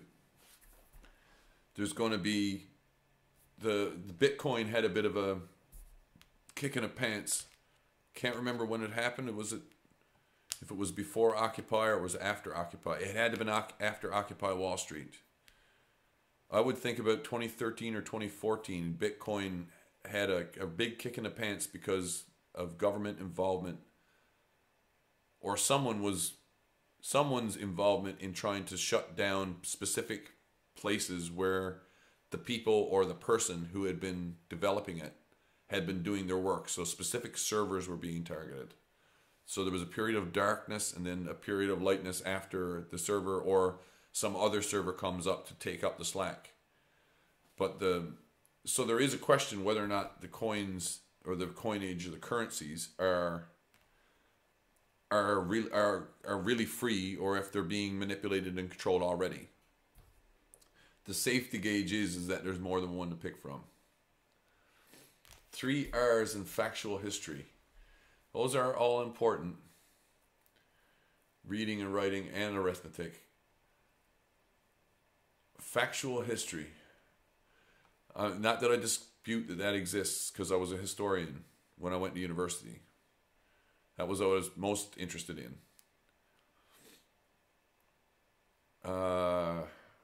I would have to go back and see what's being taught in schools now. It would probably freak me out a lot to see what I used to get, to remember what I was taught myself, what I found out was going to be challenging when I went to university, and then to look at it now 20 years later, having not gone into any kind of education career.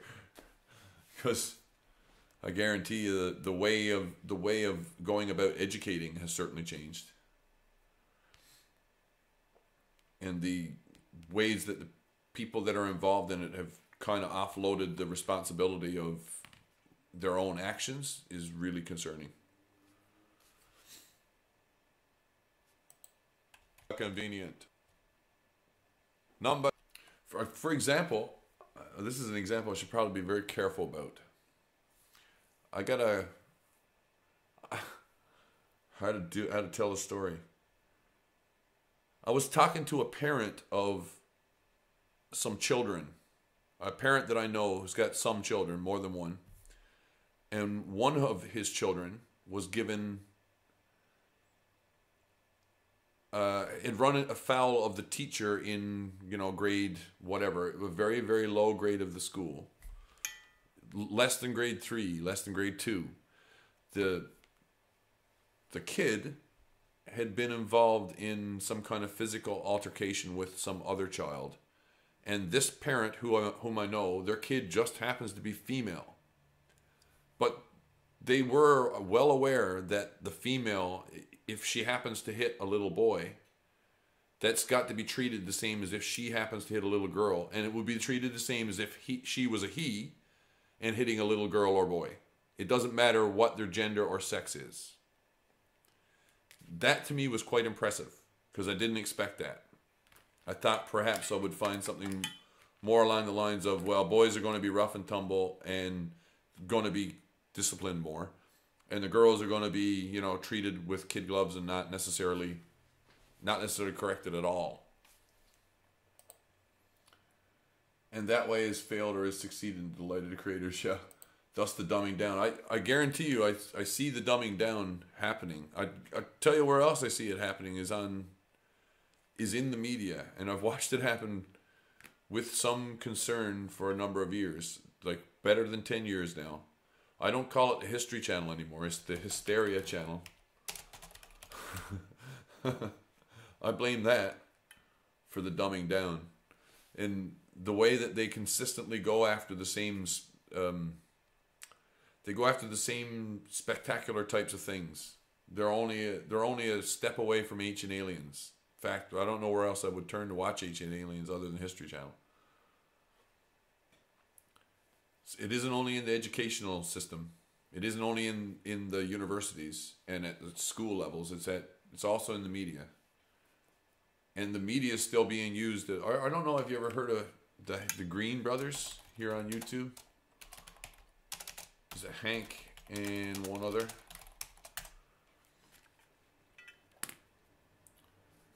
I think the History Channel was actually better as the military channel. Even as Wings, it was better than it is now.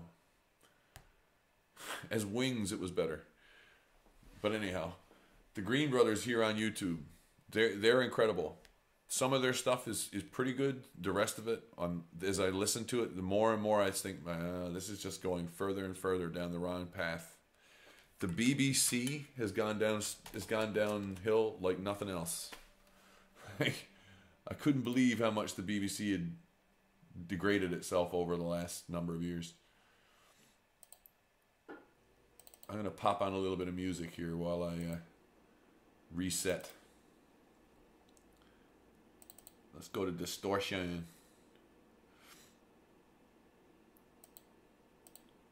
Which one's me? I think it must be this one.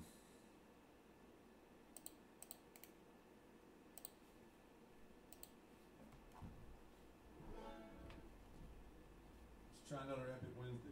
Take the hats on the bed, might wake it up there. Yeah, cool. This first one here is his first song on the playlist tonight. Is one by Corb Lund. It's called Always Keep an Edge on Your Knife. I gotta tell a story. Once upon a time, I got an iPod for Christmas. This is the first song I put on the iPod. Sung by Corb Lund from out in Alberta. Always keep your head on the bed. Son, don't you never put your hat on the bed. Take the hats on the bed, you might wake it up dead. So don't you never put your hat on the bed. If you do, shorts upside down. Son, if you do, shorts upside down. If it's upside down, things will up and running out. So if you do, shorts upside down. And never throw a match where it's dry. Son, never throw a match where it's dry. If you don't throw the match, then the grass can't catch and burn 3 counties when it's dry. And always keep an edge on your knife. Son, always keep an edge on your knife. Because a good sharp edge, that's a man's best hedge against the big uncertain he's alive. Yes, a good sharp edge, that's a man's best hedge against the uncertain vagaries alive. But a never good sharp and no knife, like the one who gave you advice. Said yodelay, yodelay, yodeloo. Don't you never sell your old 22, son, don't you never sell that old 22. Because that old 22 shy to go for over 2, so you never sell that old 22. Aiming to the left a little low, son, aiming to the left a little low. Because that old line of sight fires high to the right, so aiming to the left a little low. And be sure to take the glass when you pour, son, be sure to take the glass when you pour. If you don't take the glass, then the foam comes fast and runs from the table to the floor. And then you always keep an edge on your knife, son, always keep an edge on your knife. Because a good sharp edge, that's a man's best hedge against the big uncertainties alive. Yes, a good sharp edge, that's a man's best hedge against the uncertain vagaries alive. But a never good sharp and no knife, like the one who gave you advice. Yodelay, yodelay, yodeloo.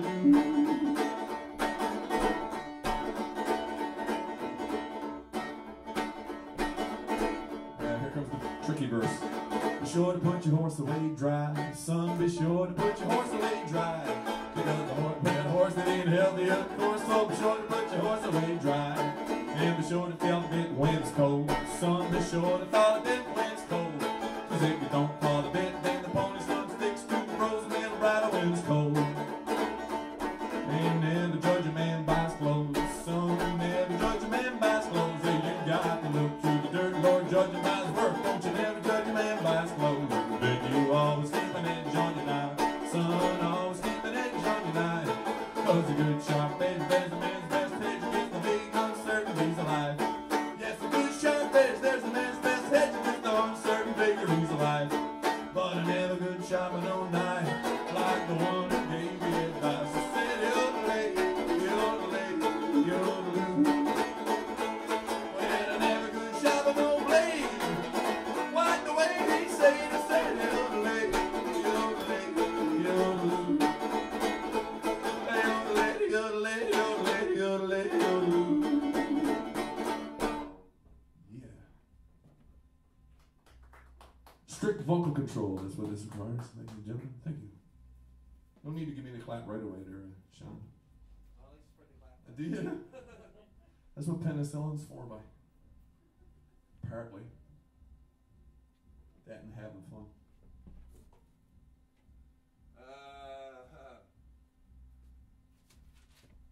I gotta do my song list backwards. This is just the mood that I'm in here. This next one's called 30-Foot Trailer. Which, from what I'm told, is like a Kirsty McCall song. No, Ewan McCall. Kirsty's father.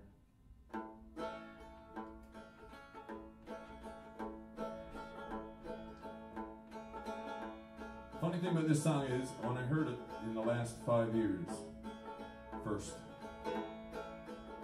But the theme of the song is very, very familiar, because I grew up listening to this kind of thing my whole life.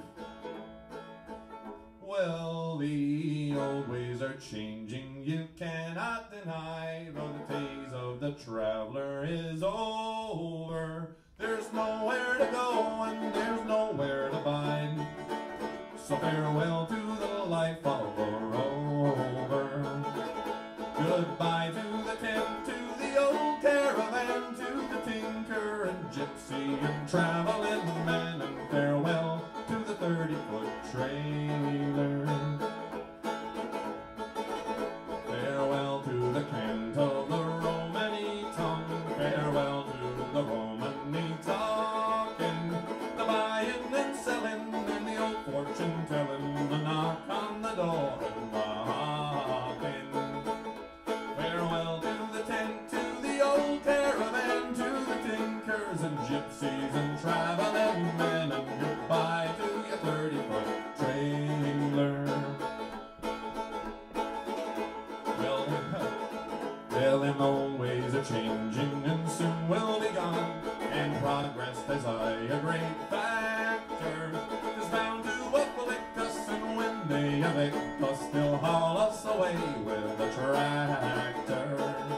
So farewell to the tent, to the old caravan, to the tinkers and gypsies and traveling men, and farewell to the 30-foot trailer. Farewell to the pony, the cob, and the mare, the days of the harness gone idle. You don't need a strap when you're breaking off straps, so farewell to your bit and your bridle. Farewell to the tent, to the old caravan, to the tinkers and gypsies and traveling men, and farewell to the 30-foot trailer. Farewell to the blossom of besom and broom, farewell to the trail and the basket. For the folks of today, they would start sooner pay for a thing that's been made out of plastic. Farewell to the tent, to the old caravan, to the tinker and gypsies and traveling men, and goodbye to the 30-foot trailer. Love this Farewell sound. to the fields where we sweated and toiled, and hauling and shoveling and lifting, the bringing machines and then traveling queens, and earth and folk had better be shifting. So farewell to the tent, to the old caravan, to the tinkers and gypsies and traveling men, and goodbye Got a cup of to tea the waiting here. 30-foot trailer. For the old ways are changing and soon will be gone, and progress is a great factor. I think I messed this up. It's been sent to afflict us, and whence they evict us, they'll haul us away on the tractor. Yeah. I messed that up. Doing so good. So many verses. Alrighty then. Having an in-depth discussion on Bitcoin this evening here with Hilljack. It's not the only thing that's on the plate though. Not the only thing on the plate for tonight at all. Got 10 seconds flat in the back.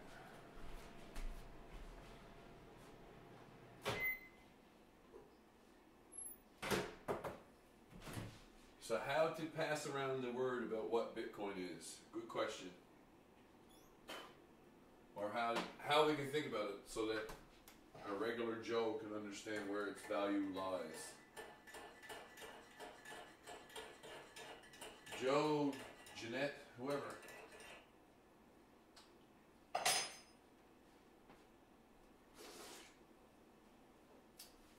I've been totally loving my new sweater. I opened this one up first several days ago. This is my first gift.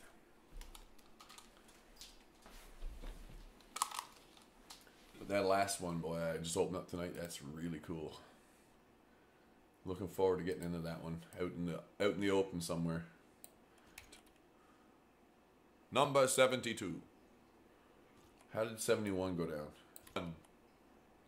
Kyle lets loose and Taya immediately goes into labor. Definitely got to do that again. Oh, I got a lot of re-recording to do. I want this to be funnier, not less funny, which means I think consistency will be the key for this production. 72. I don't think there's a single shot in this movie, like there, that's totally out of character, where a newborn actually looks real and I get back in it, instead of being an obvious doll. Almost. I also thought about taking some extra shots here, and the reason being this next one. Or is it? No, not this one. Farther in. Number 73. Kyle watches Mustafa's snuff films. While the book does mention the existence of such films, it only ever admits to Kyle viewing pirated DVDs. Number 74. Was that him that day? Not in the book. This is the film's way of attempting to establish what drove Kyle to go back for 3 more tours. Number 75. They're savages. Hey, they're fucking savages. See, that was pretty good voice acting at the beginning. That sounds just like the movie. That is in the book. Perfect. So I'm going to admit to something else here. I'll put this in the chat first and I'll speak it aloud as I do it. I saw 2 movies this past month, which I think I'm going to talk about. First one is big shock. I did not expect this to be a good movie. Surprisingly good. In its weird kind of way. The second one is an older movie. And I'm wondering if and when that one's going to be remade. I would imagine high chance of a reboot on the second. That's what I'm calling that now. I think Death on the Nile, which was last made into a movie in 1978, has a very high chance of being rebooted in the near future. Thoughts on that one? Anyone want to challenge me on that one?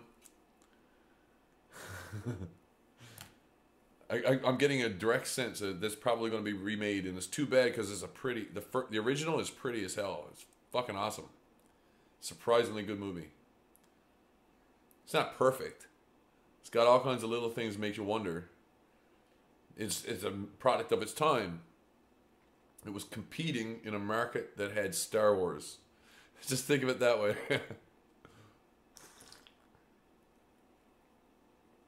And then I have dry attention to the one above it. Also competing in a market that has Star Wars. Number 76. Tour number 2. Now Kyle is amazingly a chief, i.e. the highest rank he can be as an enlisted man. Not chronologically accurate. I'm going to do them all again. Oh, man. Number 77. Legend, huh? Little brother Kyle has no faith. And that was just tired, man. Going home. Fuck this place. I.e. after I did this yesterday, my voice started hurting. Iraq. This is in the book. But it's Chris Kyle who says it, not his little brother. Number 78. New brass. Insurgency is now the issue.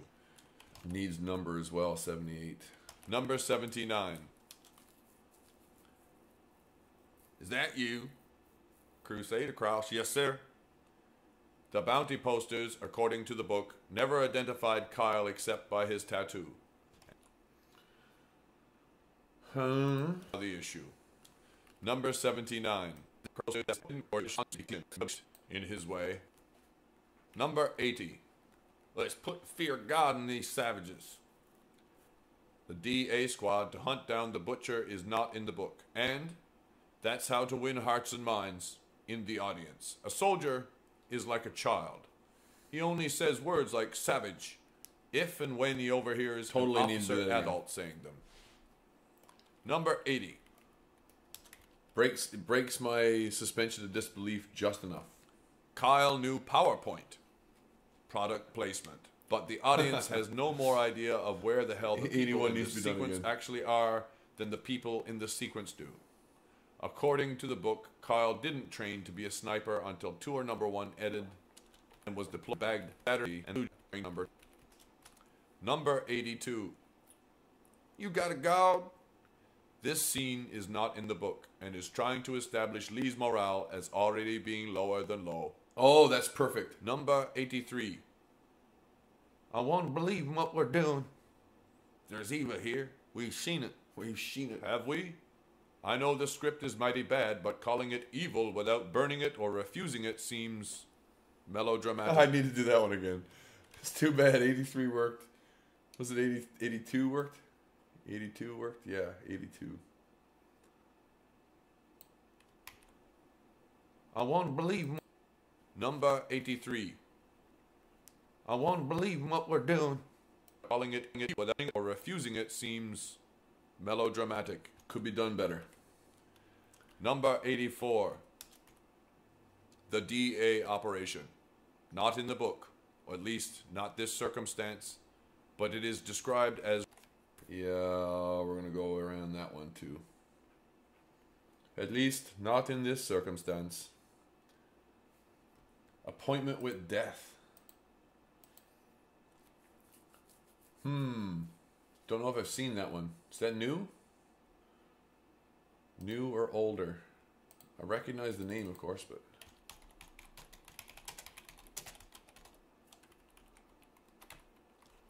And looking IMDb, probably. BD is the other way around. Yeah, 88.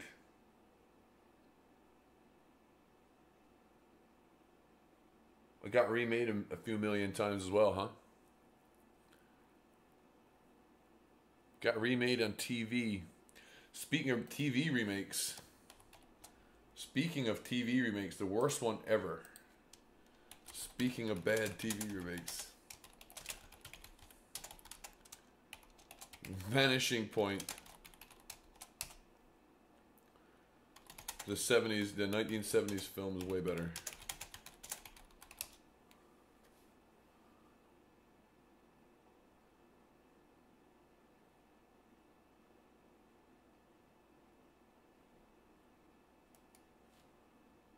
But yeah, another Agatha Christie story, huh?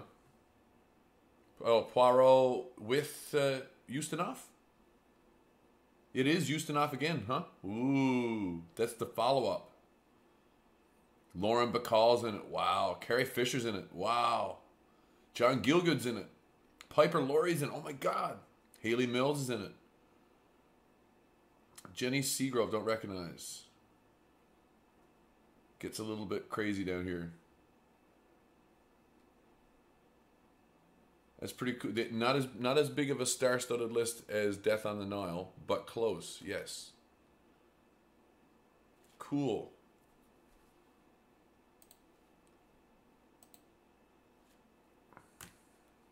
I'd say there's a high chance of these Poirot movies being rebooted, seeing as what's-his-face decided to go into what's-his-face Branagh, Kenneth Branagh.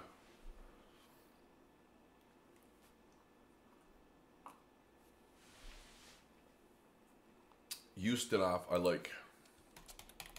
Ustinov is funny at times.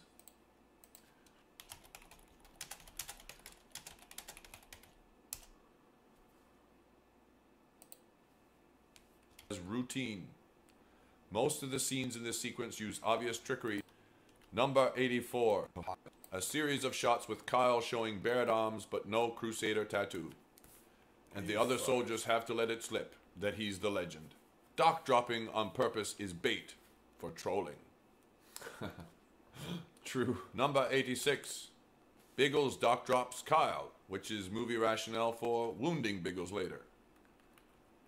Number 87. Soldiers at Chow. Kyle spots the security hole, the host's elbow. Not in the book. Number 88. Kyle makes an excuse to excuse himself from a meal in progress. I have to wash my hands. The secret of good comedy is not only timing, but also good personal hygiene. 88. Number 88. Kyle makes an excuse Damn. to excuse himself from a meal in hygiene. Number 89.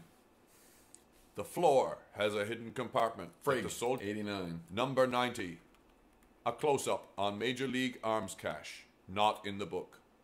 The book does describe in detail every weapon Kyle used in Iraq, as well as his shit. brand name body armor and other assorted protective gear. 91. Number 91. Bring the terp in. It's a terp? I broke my own character there. The book does use slang for interpreter, but Kyle doesn't need. That's 91. Number 91. Number 92. Package is moving, and it won't be protected afterwards. If the package picks up a weapon, he's perfectly acceptable as a target. Can't use it. Next one. Number 93. Execute. Package picks up a gun and is shot. No, 93 got a match. Number 94. A room with a hanging body and assorted body parts. This is in the book, but not during tour number 2. Gotta go. Number 95. Oh, shit. Found a tunnel. This is in the book, where they are labeled rat tunnels. Rat is only marginally less offensive than savages. This would be way better if I redid it. Would sound more like Herzog. I could definitely sound more like Herzog there. Choice of words is excellent for it. I blame my own inabilities as an actor. Number 96. I blame my own inabilities as an actor. After a 90-second firefight, Kyle runs down the street where he gets the butcher. Yes. Next one. Number 97. Mustafa's cell phone spotter network. In the book, Kyle claims 97 needs to be done again.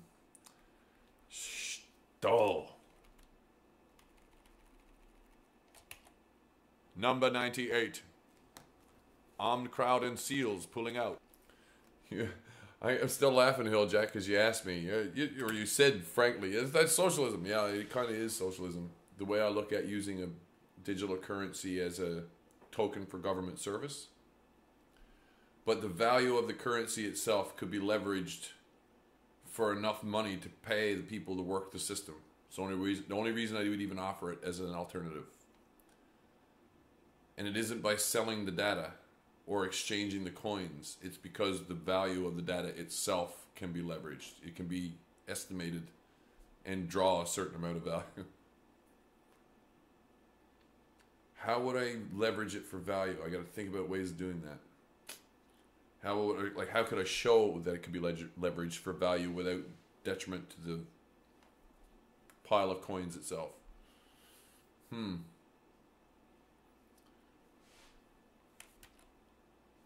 Well, there are a couple different ways of doing it. The Punisher logo is prominently displayed on the Humvee's gun mount. Out of order, according to the book.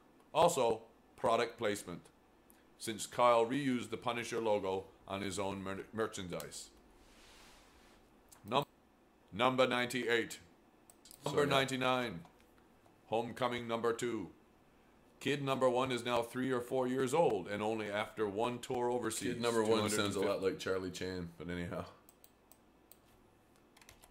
Number 100. That does too. Are you Kyle? Wounded vet guilt trips Kyle into visiting the vet hospital in San Diego. Because it's not like Kyle should have had at least some counseling. 101. 101. They made it back, but they're just not back. You know? No. 102. Hey, buddy.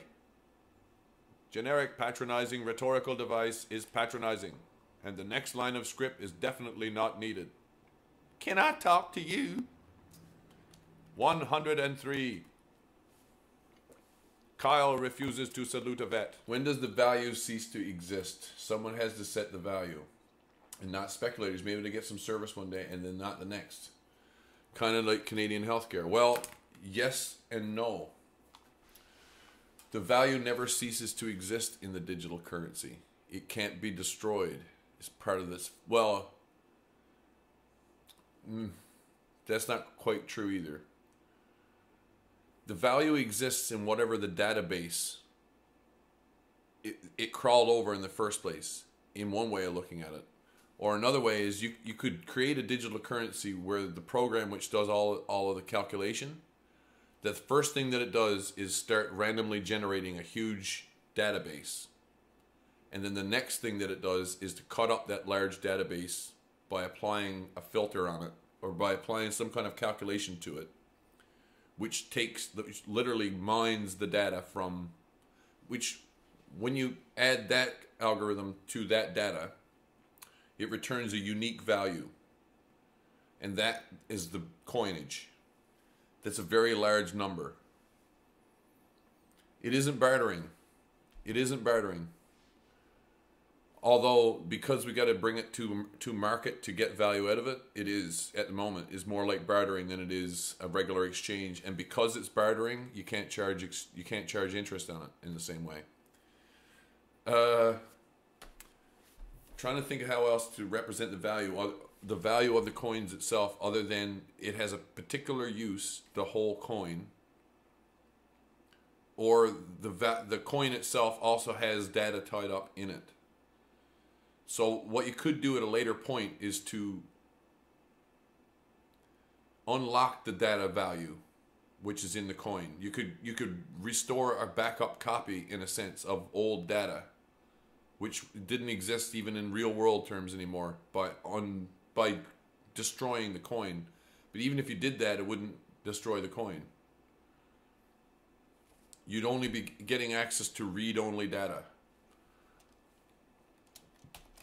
So destroying the coin reveals read-only data.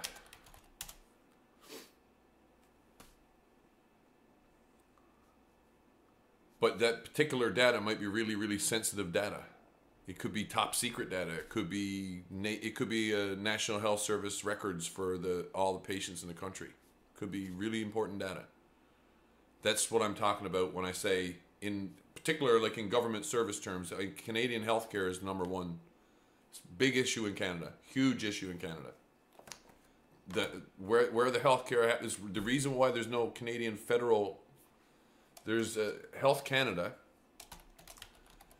Health Canada only pays federal money out to the provinces. They deliver healthcare as separate providers, distributing blame.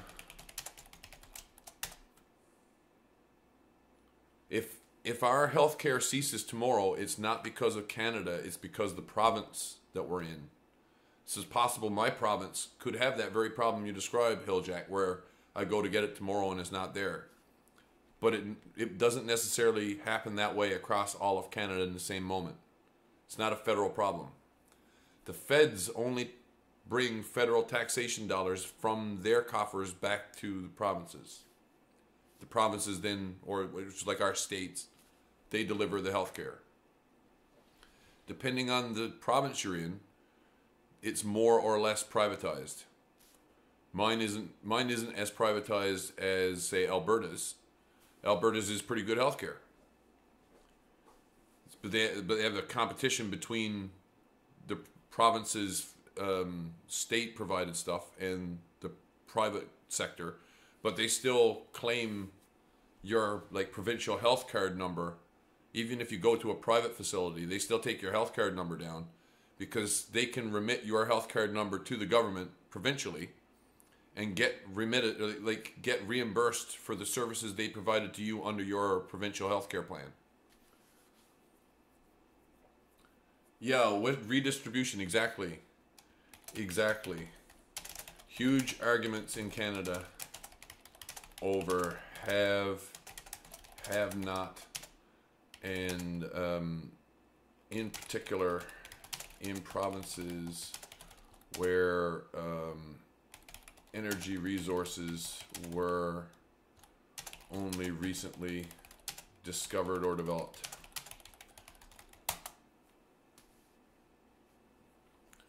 Oh, it's a bad idea. I agree with you there. I definitely agree with you there. Oh, it's such a huge argument. The value in the currency is, in the digital currency, is in the data which it's allowed to crawl over. The currency itself you can think of as an encrypted version of that data, which has been divvied up and distributed. So now if you actually only have access to a single coin, you'll never be able to rebuild the entirety of the database. You got to have all the coins together to do that. But with all the coins together, you have an encrypted database with the entirety of whatever that data is. That's what they're useful for. The data has a value. The information that's tied up in it has a value. You could say, well, we'll just write off that value. The value that ceases to exist. A person who's alive today and dead tomorrow, their information in the system doesn't matter near as much as it did when they were alive, and they might have to access that information sooner or later, or someone else might. But when they're dead, well, they still do have a value.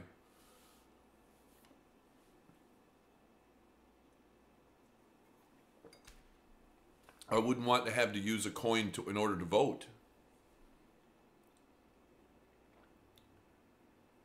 The data isn't vulnerable if encrypted. That's why it's called cryptocurrency.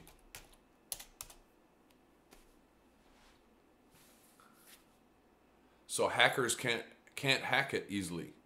Not at all. They'd have to have access to some pretty heavy-duty equipment.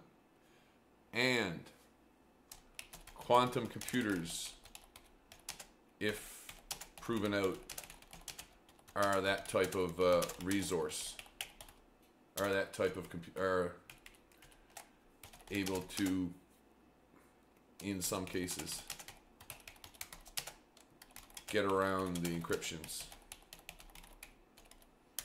So part of what the modern cryptocurrency crowd is worried about is quantum computing, having access to those computers so that they can develop the coins which can't be hacked again.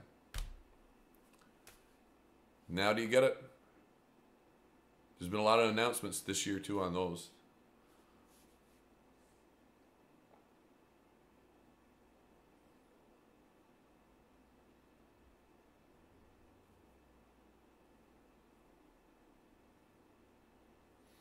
That's the cryptocurrency is like having a safety deposit box plus a key all in a single entity.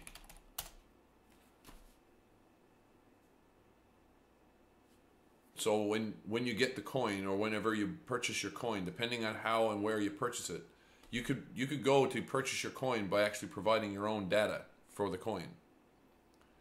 Or that would be what, for example, if I was a really prolific writer, I could consider, as long as my works were original, that my particular body of all of, I mean to say, the body of all of my intellectual property considered together is a very large random set of data. I could look at it as just zeros and ones, put it all together into one big, huge encrypted file, and that resulting pattern of zeros and ones is unique because it's my IP. If I put that through the encryption algorithm to make a cryptocurrency, the end result is the coin, or as many coins as I want. So then I could sell shares in myself or my intellectual property by selling coins. Get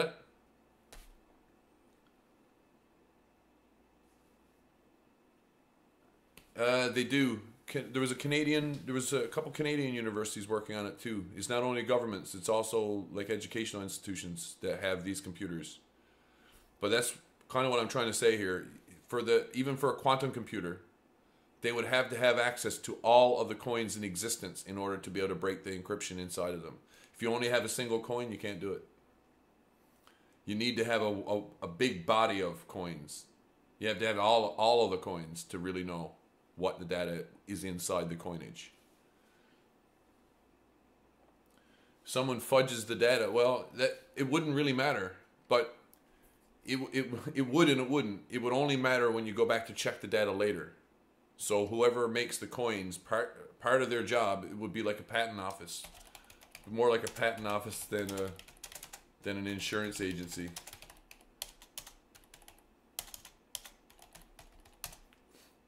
So there'd have to be someone to check the value of the data before it gets put through the process of being minted or coined or however we're going to look at it. But what happens when it's minted is this huge amount of data is put through a series of algorithms which on the other side will give you the encrypted number of coins that you asked for.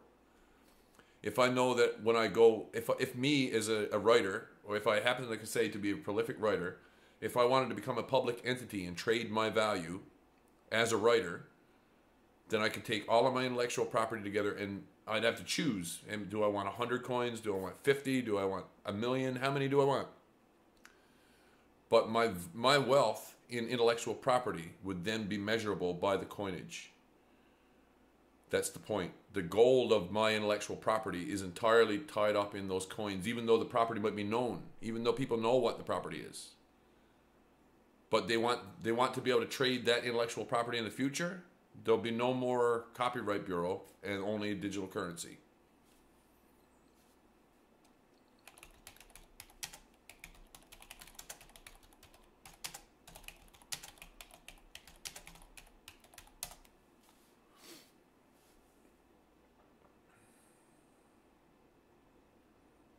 That's another way of looking at it.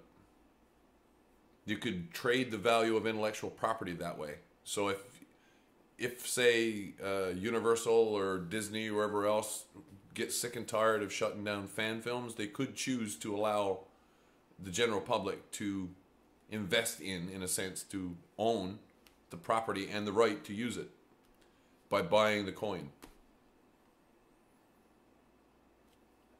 Once you own the coin, though, you can do whatever you want. You can do what you want with what the coin's good for.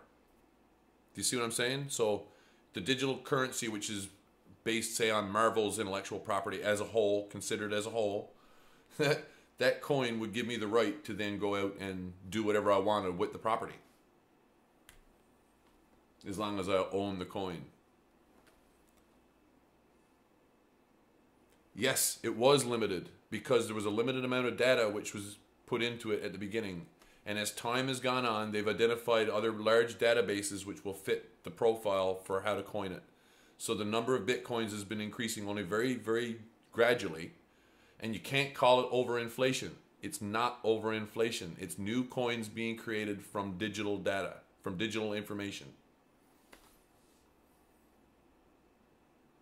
That's true. That's true, and they're not the only ones. Heck, Microsoft does.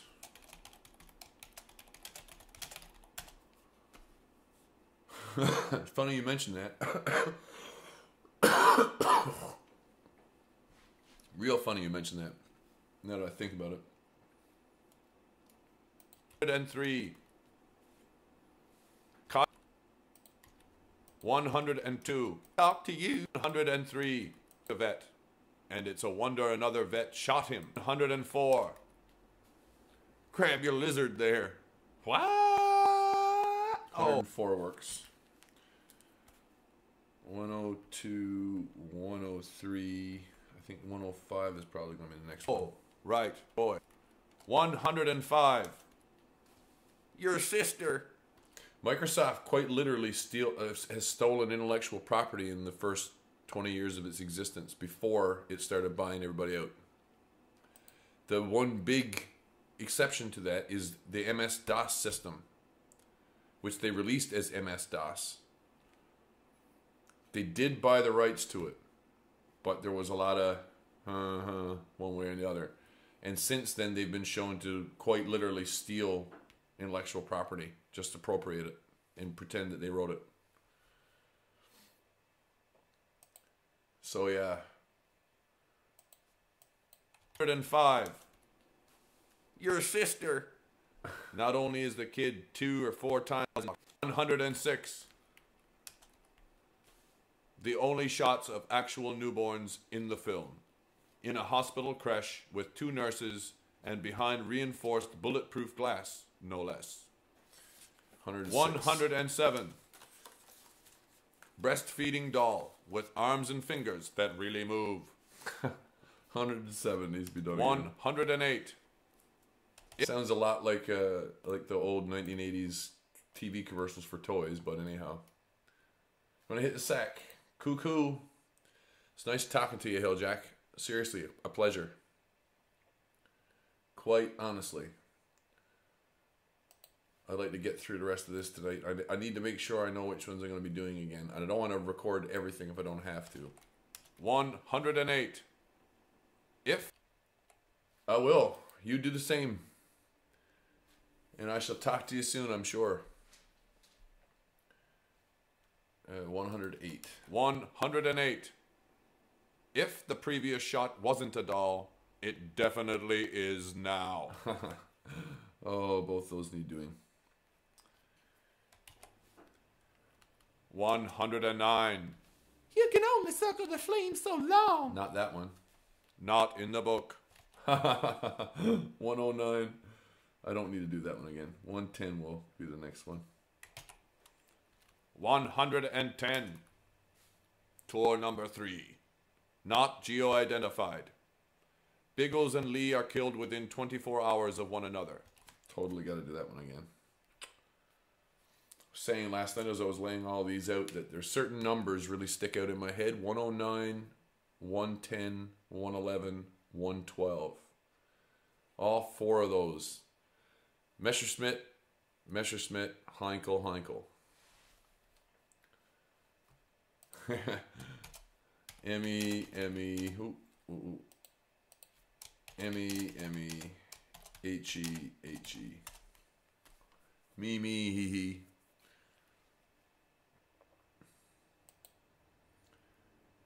I'm going to take a quick break. Won't be very long. I'm not terribly hungry tonight, but I am eager to have a cigarette from time to time. I'm going to stick on a little music while I take a quick step at the door.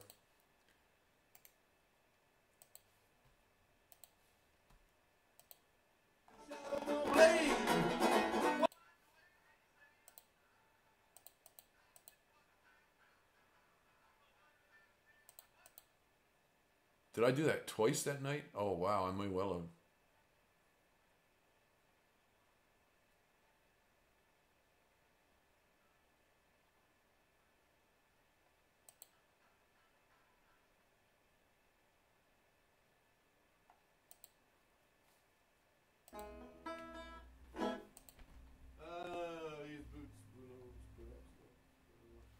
Last one was These Boots. This ain't no boots song. I do a lot of covers. This is a highly derivative song, which is not quite a cover. It's called Mission Control. Got me shuttled down to pad 9Y, then caught the elevator up into the sky. Jumped in the capsule, I dogged it down. Let that candle and I blew this town with 16 tons. It's a little bit much. Ain't got the significant balls for maneuvers and such. This one will pitch and that one will roll. And how do you read me? Mission Control. We got you 5x5 and don't you worry about nothing. 5x5, don't you worry about nothing. 5x, don't you worry about nothing. 5x5, don't you worry about nothing. Switch to Omni Bravo, don't worry at all. Well, I went sometime on the Liberty Bell. 15 minutes with a window as well. Well, that's still the ocean is throwing too. And then I swear that hatch just blew and 16 tons of capsule sunk. And I don't care what the rest of you thunk, cause this one will pitch and that one will roll. And how do you read me? Mission Control. Got you 5x5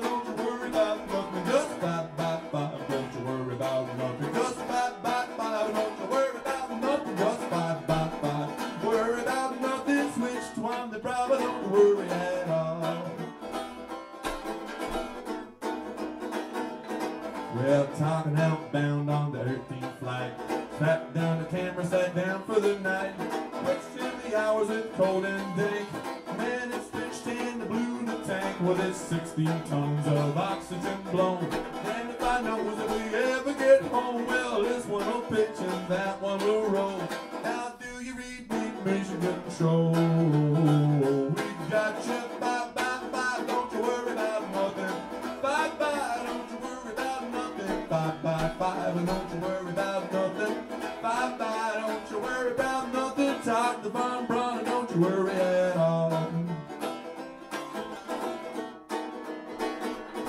Cause it's round and around and around again. Yes, that's the deal in orbit, my friend. Which town will it be? Which town? Riding my rocket down a gravity well with 16 tons. It's way too fast. The heat shield's loose. I don't think it'll last. This one will pitch and that one will roll. How do you read me? Mission control.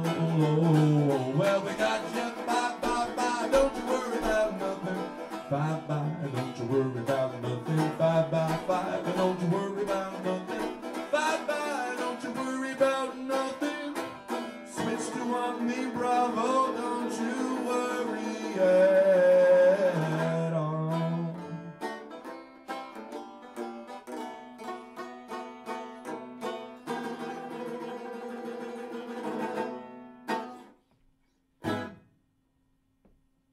Thank you. Ooh.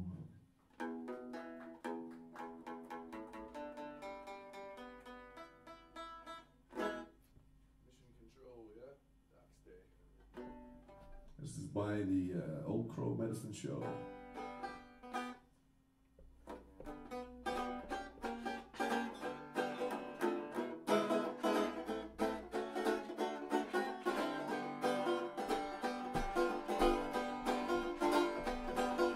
Head down Main Street, quarter to 12, man found left corner to play.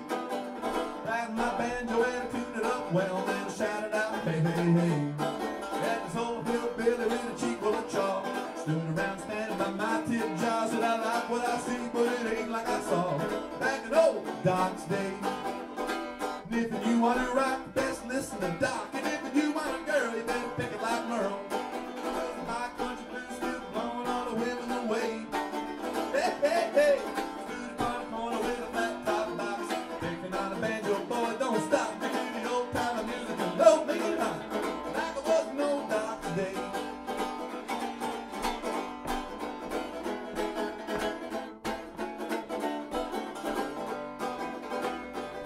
So that old hillbilly started his whiskers and spat a little juice from his jaw. Says back and keep the gap and I'll be telling you, mister. The Low Crow Medicine Show. See, mama, don't allow any bottle of wine. Deep as a dungeon way down in a mine. And if you do like that, boy, I'll buy you a dime. Like it was no Doc's day. If you want to rock, you best listen to Doc. And if you want a girl, you better pick a lot Merle. You better boy. My country blues still blowing all the women away. Hey, hey, hey. Oh, that's a great tune, great tune. We'll get back to that one later. Try to remember, it's at 17 minutes thereabouts. Okay. Got work in front of me. That's why I want to try to get through this. I'm writing down the numbers, but I kind of tell that I'm going to have to do everything from about 100. About 47 onward, which is to read 3/4 of the list again. A lot of work. It's going to take an hour. It's going to take an hour, and I'm going to be looking for a take. And a take-by-take basis is going to take longer than an hour. Probably don't want to stream that. I don't know. If you have any thoughts, you can certainly talk about them. I'm going through here, and I'm also identifying things that I might want to do. Geo-identify. Definitely on the screen, like if I want to change some of the information or add any other little things to the screen, pop-ups and whatnot. One of the things I've thought about is a number, physical number to match the numbers that I read out.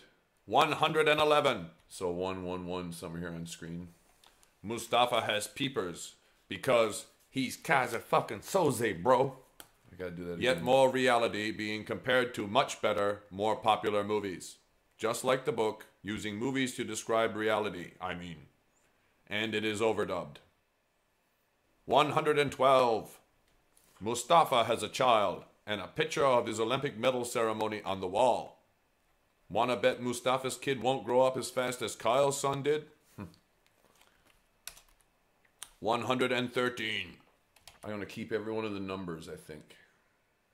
The numbers I said the first time around, pretty much all of those I'll keep. I don't need to say those again.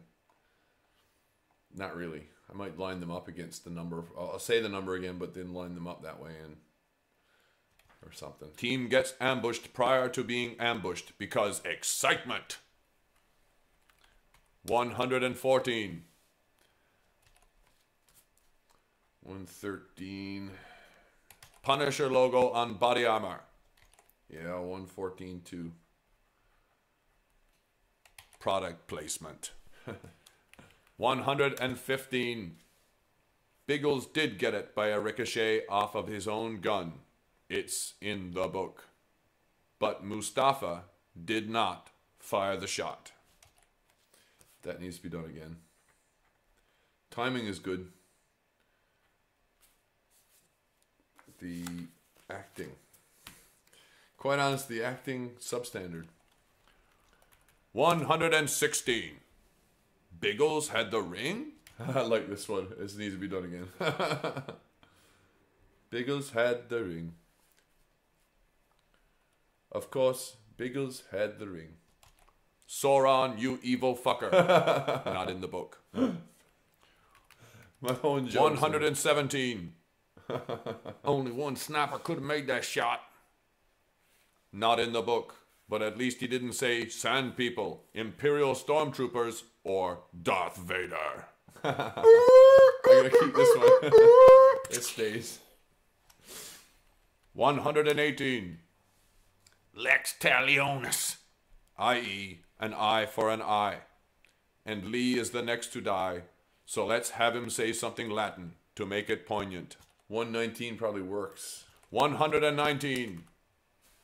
We're going back out. 118, sorry. Not exactly in the book. Especially 118. 119. We're going back out. Not exactly in the book. Especially since he's not a chief at this point. 119. Needs to be done again. 120. On the way to the ambush, they get ambushed. In case you are gone out for popcorn or a piss the first time, or perhaps crack, you can now enjoy the same getting ambushed on the way to the ambushed action that you missed the first time. That's 120. 120. Yes, it is. 121. Boom. Headshot. I could probably find another audio clip to use there.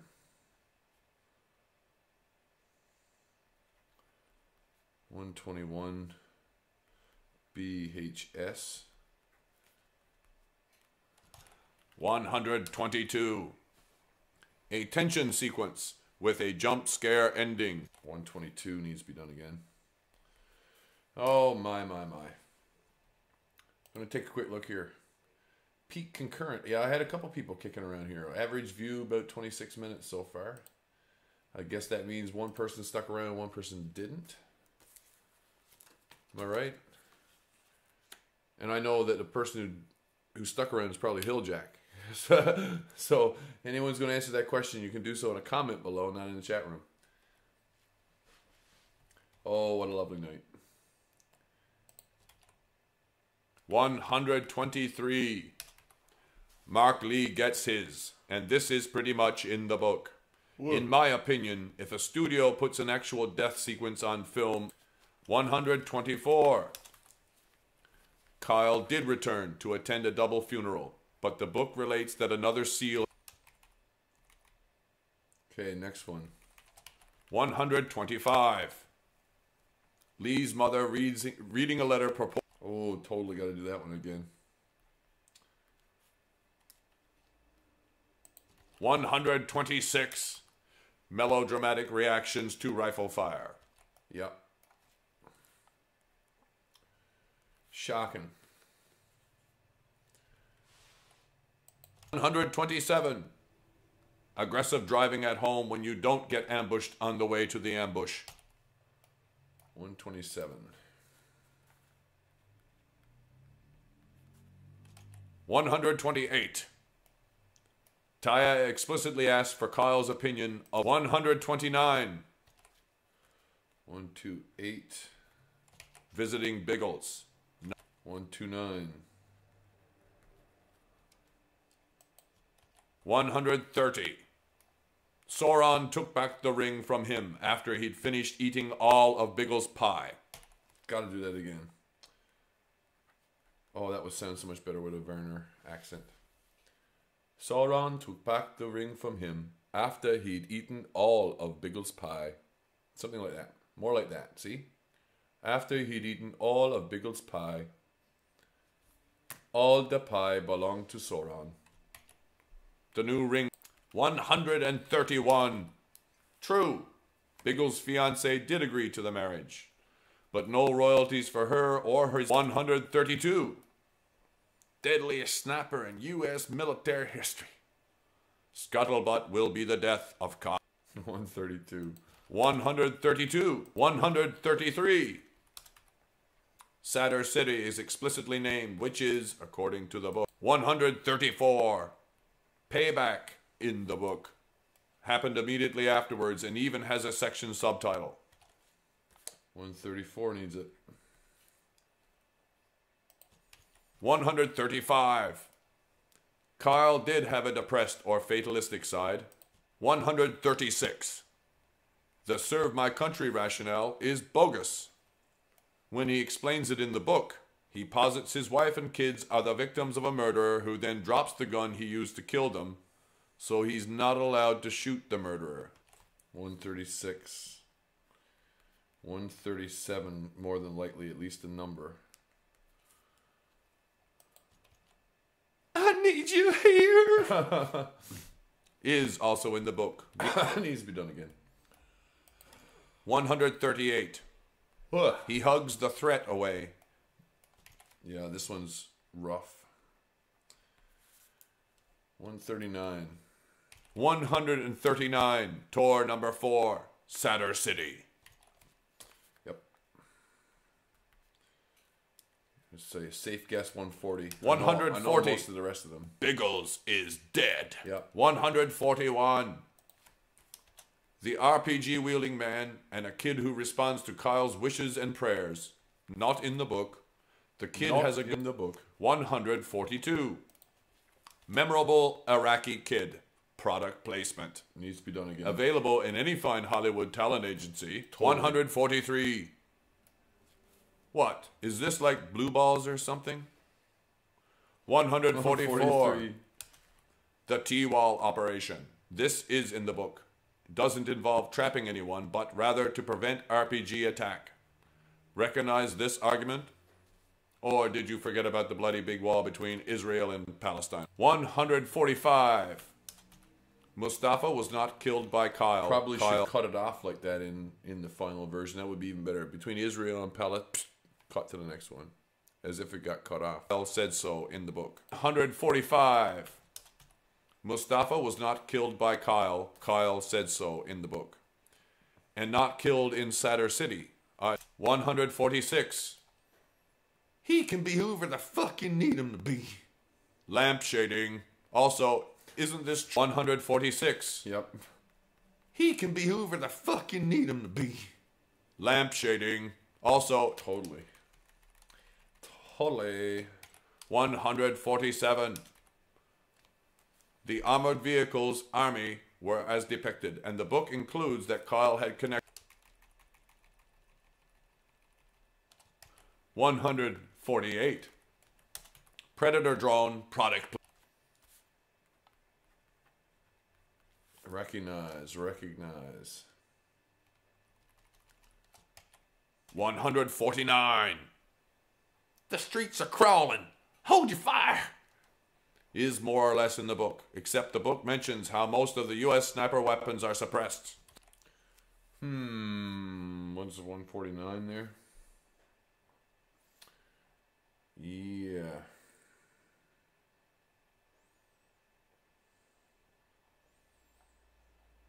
So the next big thing is definitely going to have to be a re-recording of the audio, and as I've been identifying, from around about this point onwards, about 11 minutes in to the end, so it's half an hour's worth of audio. It's going to take longer than half an hour to create it. So now I've listened to this far. I don't think I need to listen to the rest. It's going to be tricky. It's going to be tricky to get it all in. Maybe I'll use, I don't know. If I was to do it in Audacity, record it one at a time and just marry it together afterward. Or I could try doing it all in one long cut, one long take, and then cutting it after. Audio bugs me more right now than anything else. I want it to. I thought about letting it change from start to finish as well. Like perhaps the audio starts one way and then by the end it sounds like something else. You won't quite have noticed when that happened, that it changed from one thing to another. But so there's a psychological link there, but it doesn't quite work for me. So I have to do another recording session to get audio, I think. Another separate offline recording session. What hour are we looking at? I'm soon going to be ready for doing some meals here too. We're getting a meal ready. This is an American Sniper project I'm working on. It's a numbered list of reasons why I think that the movie didn't deserve any Oscars. I'm also going to be... This is intended for comedic purpose and value. Like I'll be putting it up as a separate upload to YouTube when it's completed. And yeah, the comedic value of it being that I'm going to be borrowing a little bit on the intellectual, off the intellectual back. How do I put this? I'm going to be borrowing someone's credit. Someone by the name of Werner Herzog. But I think I'm going to be calling it Herner Wertzog. Like that would be the persona of the person that the voice acting is all about. So I'm pretty happy with the parts where I'm voicing whatever's happening on the screen. It's the stuff that follows it that I need to do again. And I think for the purposes of now, since I know I'm going to be going from about 47 onward, I should probably set up and get ready to do that. It's going to have to happen offline. It's going to have to, because if I try to do it online, I'm going to end up crashing everything. So I'm going to probably shut down the stream for a little while, get to that, bring back the finished product into here in Blender. I might even be smart enough to be able to cut it into one long piece with just the takes that I need before I do that. But once that's done, I'll bring it back into Blender, change one over for the other, delete the parts I don't need, and leave it at that. And then the only other thing to be done on this particular project will be to identify places on the screen where I could add additional visual elements. So I'll be doing that also in Blender. If you want to join me again in about an hour's time, I think I'll probably be ready to come back. An hour, maybe two. It won't be Fives Day anymore, maybe. It'll be One's Day. But that's only a couple hours away. It's only 2 hours. My name's James PFP. This is the Banjocast, Pitchforks, Flaming Torches. I'd like to thank you for joining me this early part of the evening. Did an unboxing earlier. I'll show it off again a little later when I get back. An unboxing for the season. Thanks for watching. Don't forget to subscribe. Pass the word around. If you like what you see, you know anyone else is interested in this kind of thing, let them know about my channel. Thank you very much.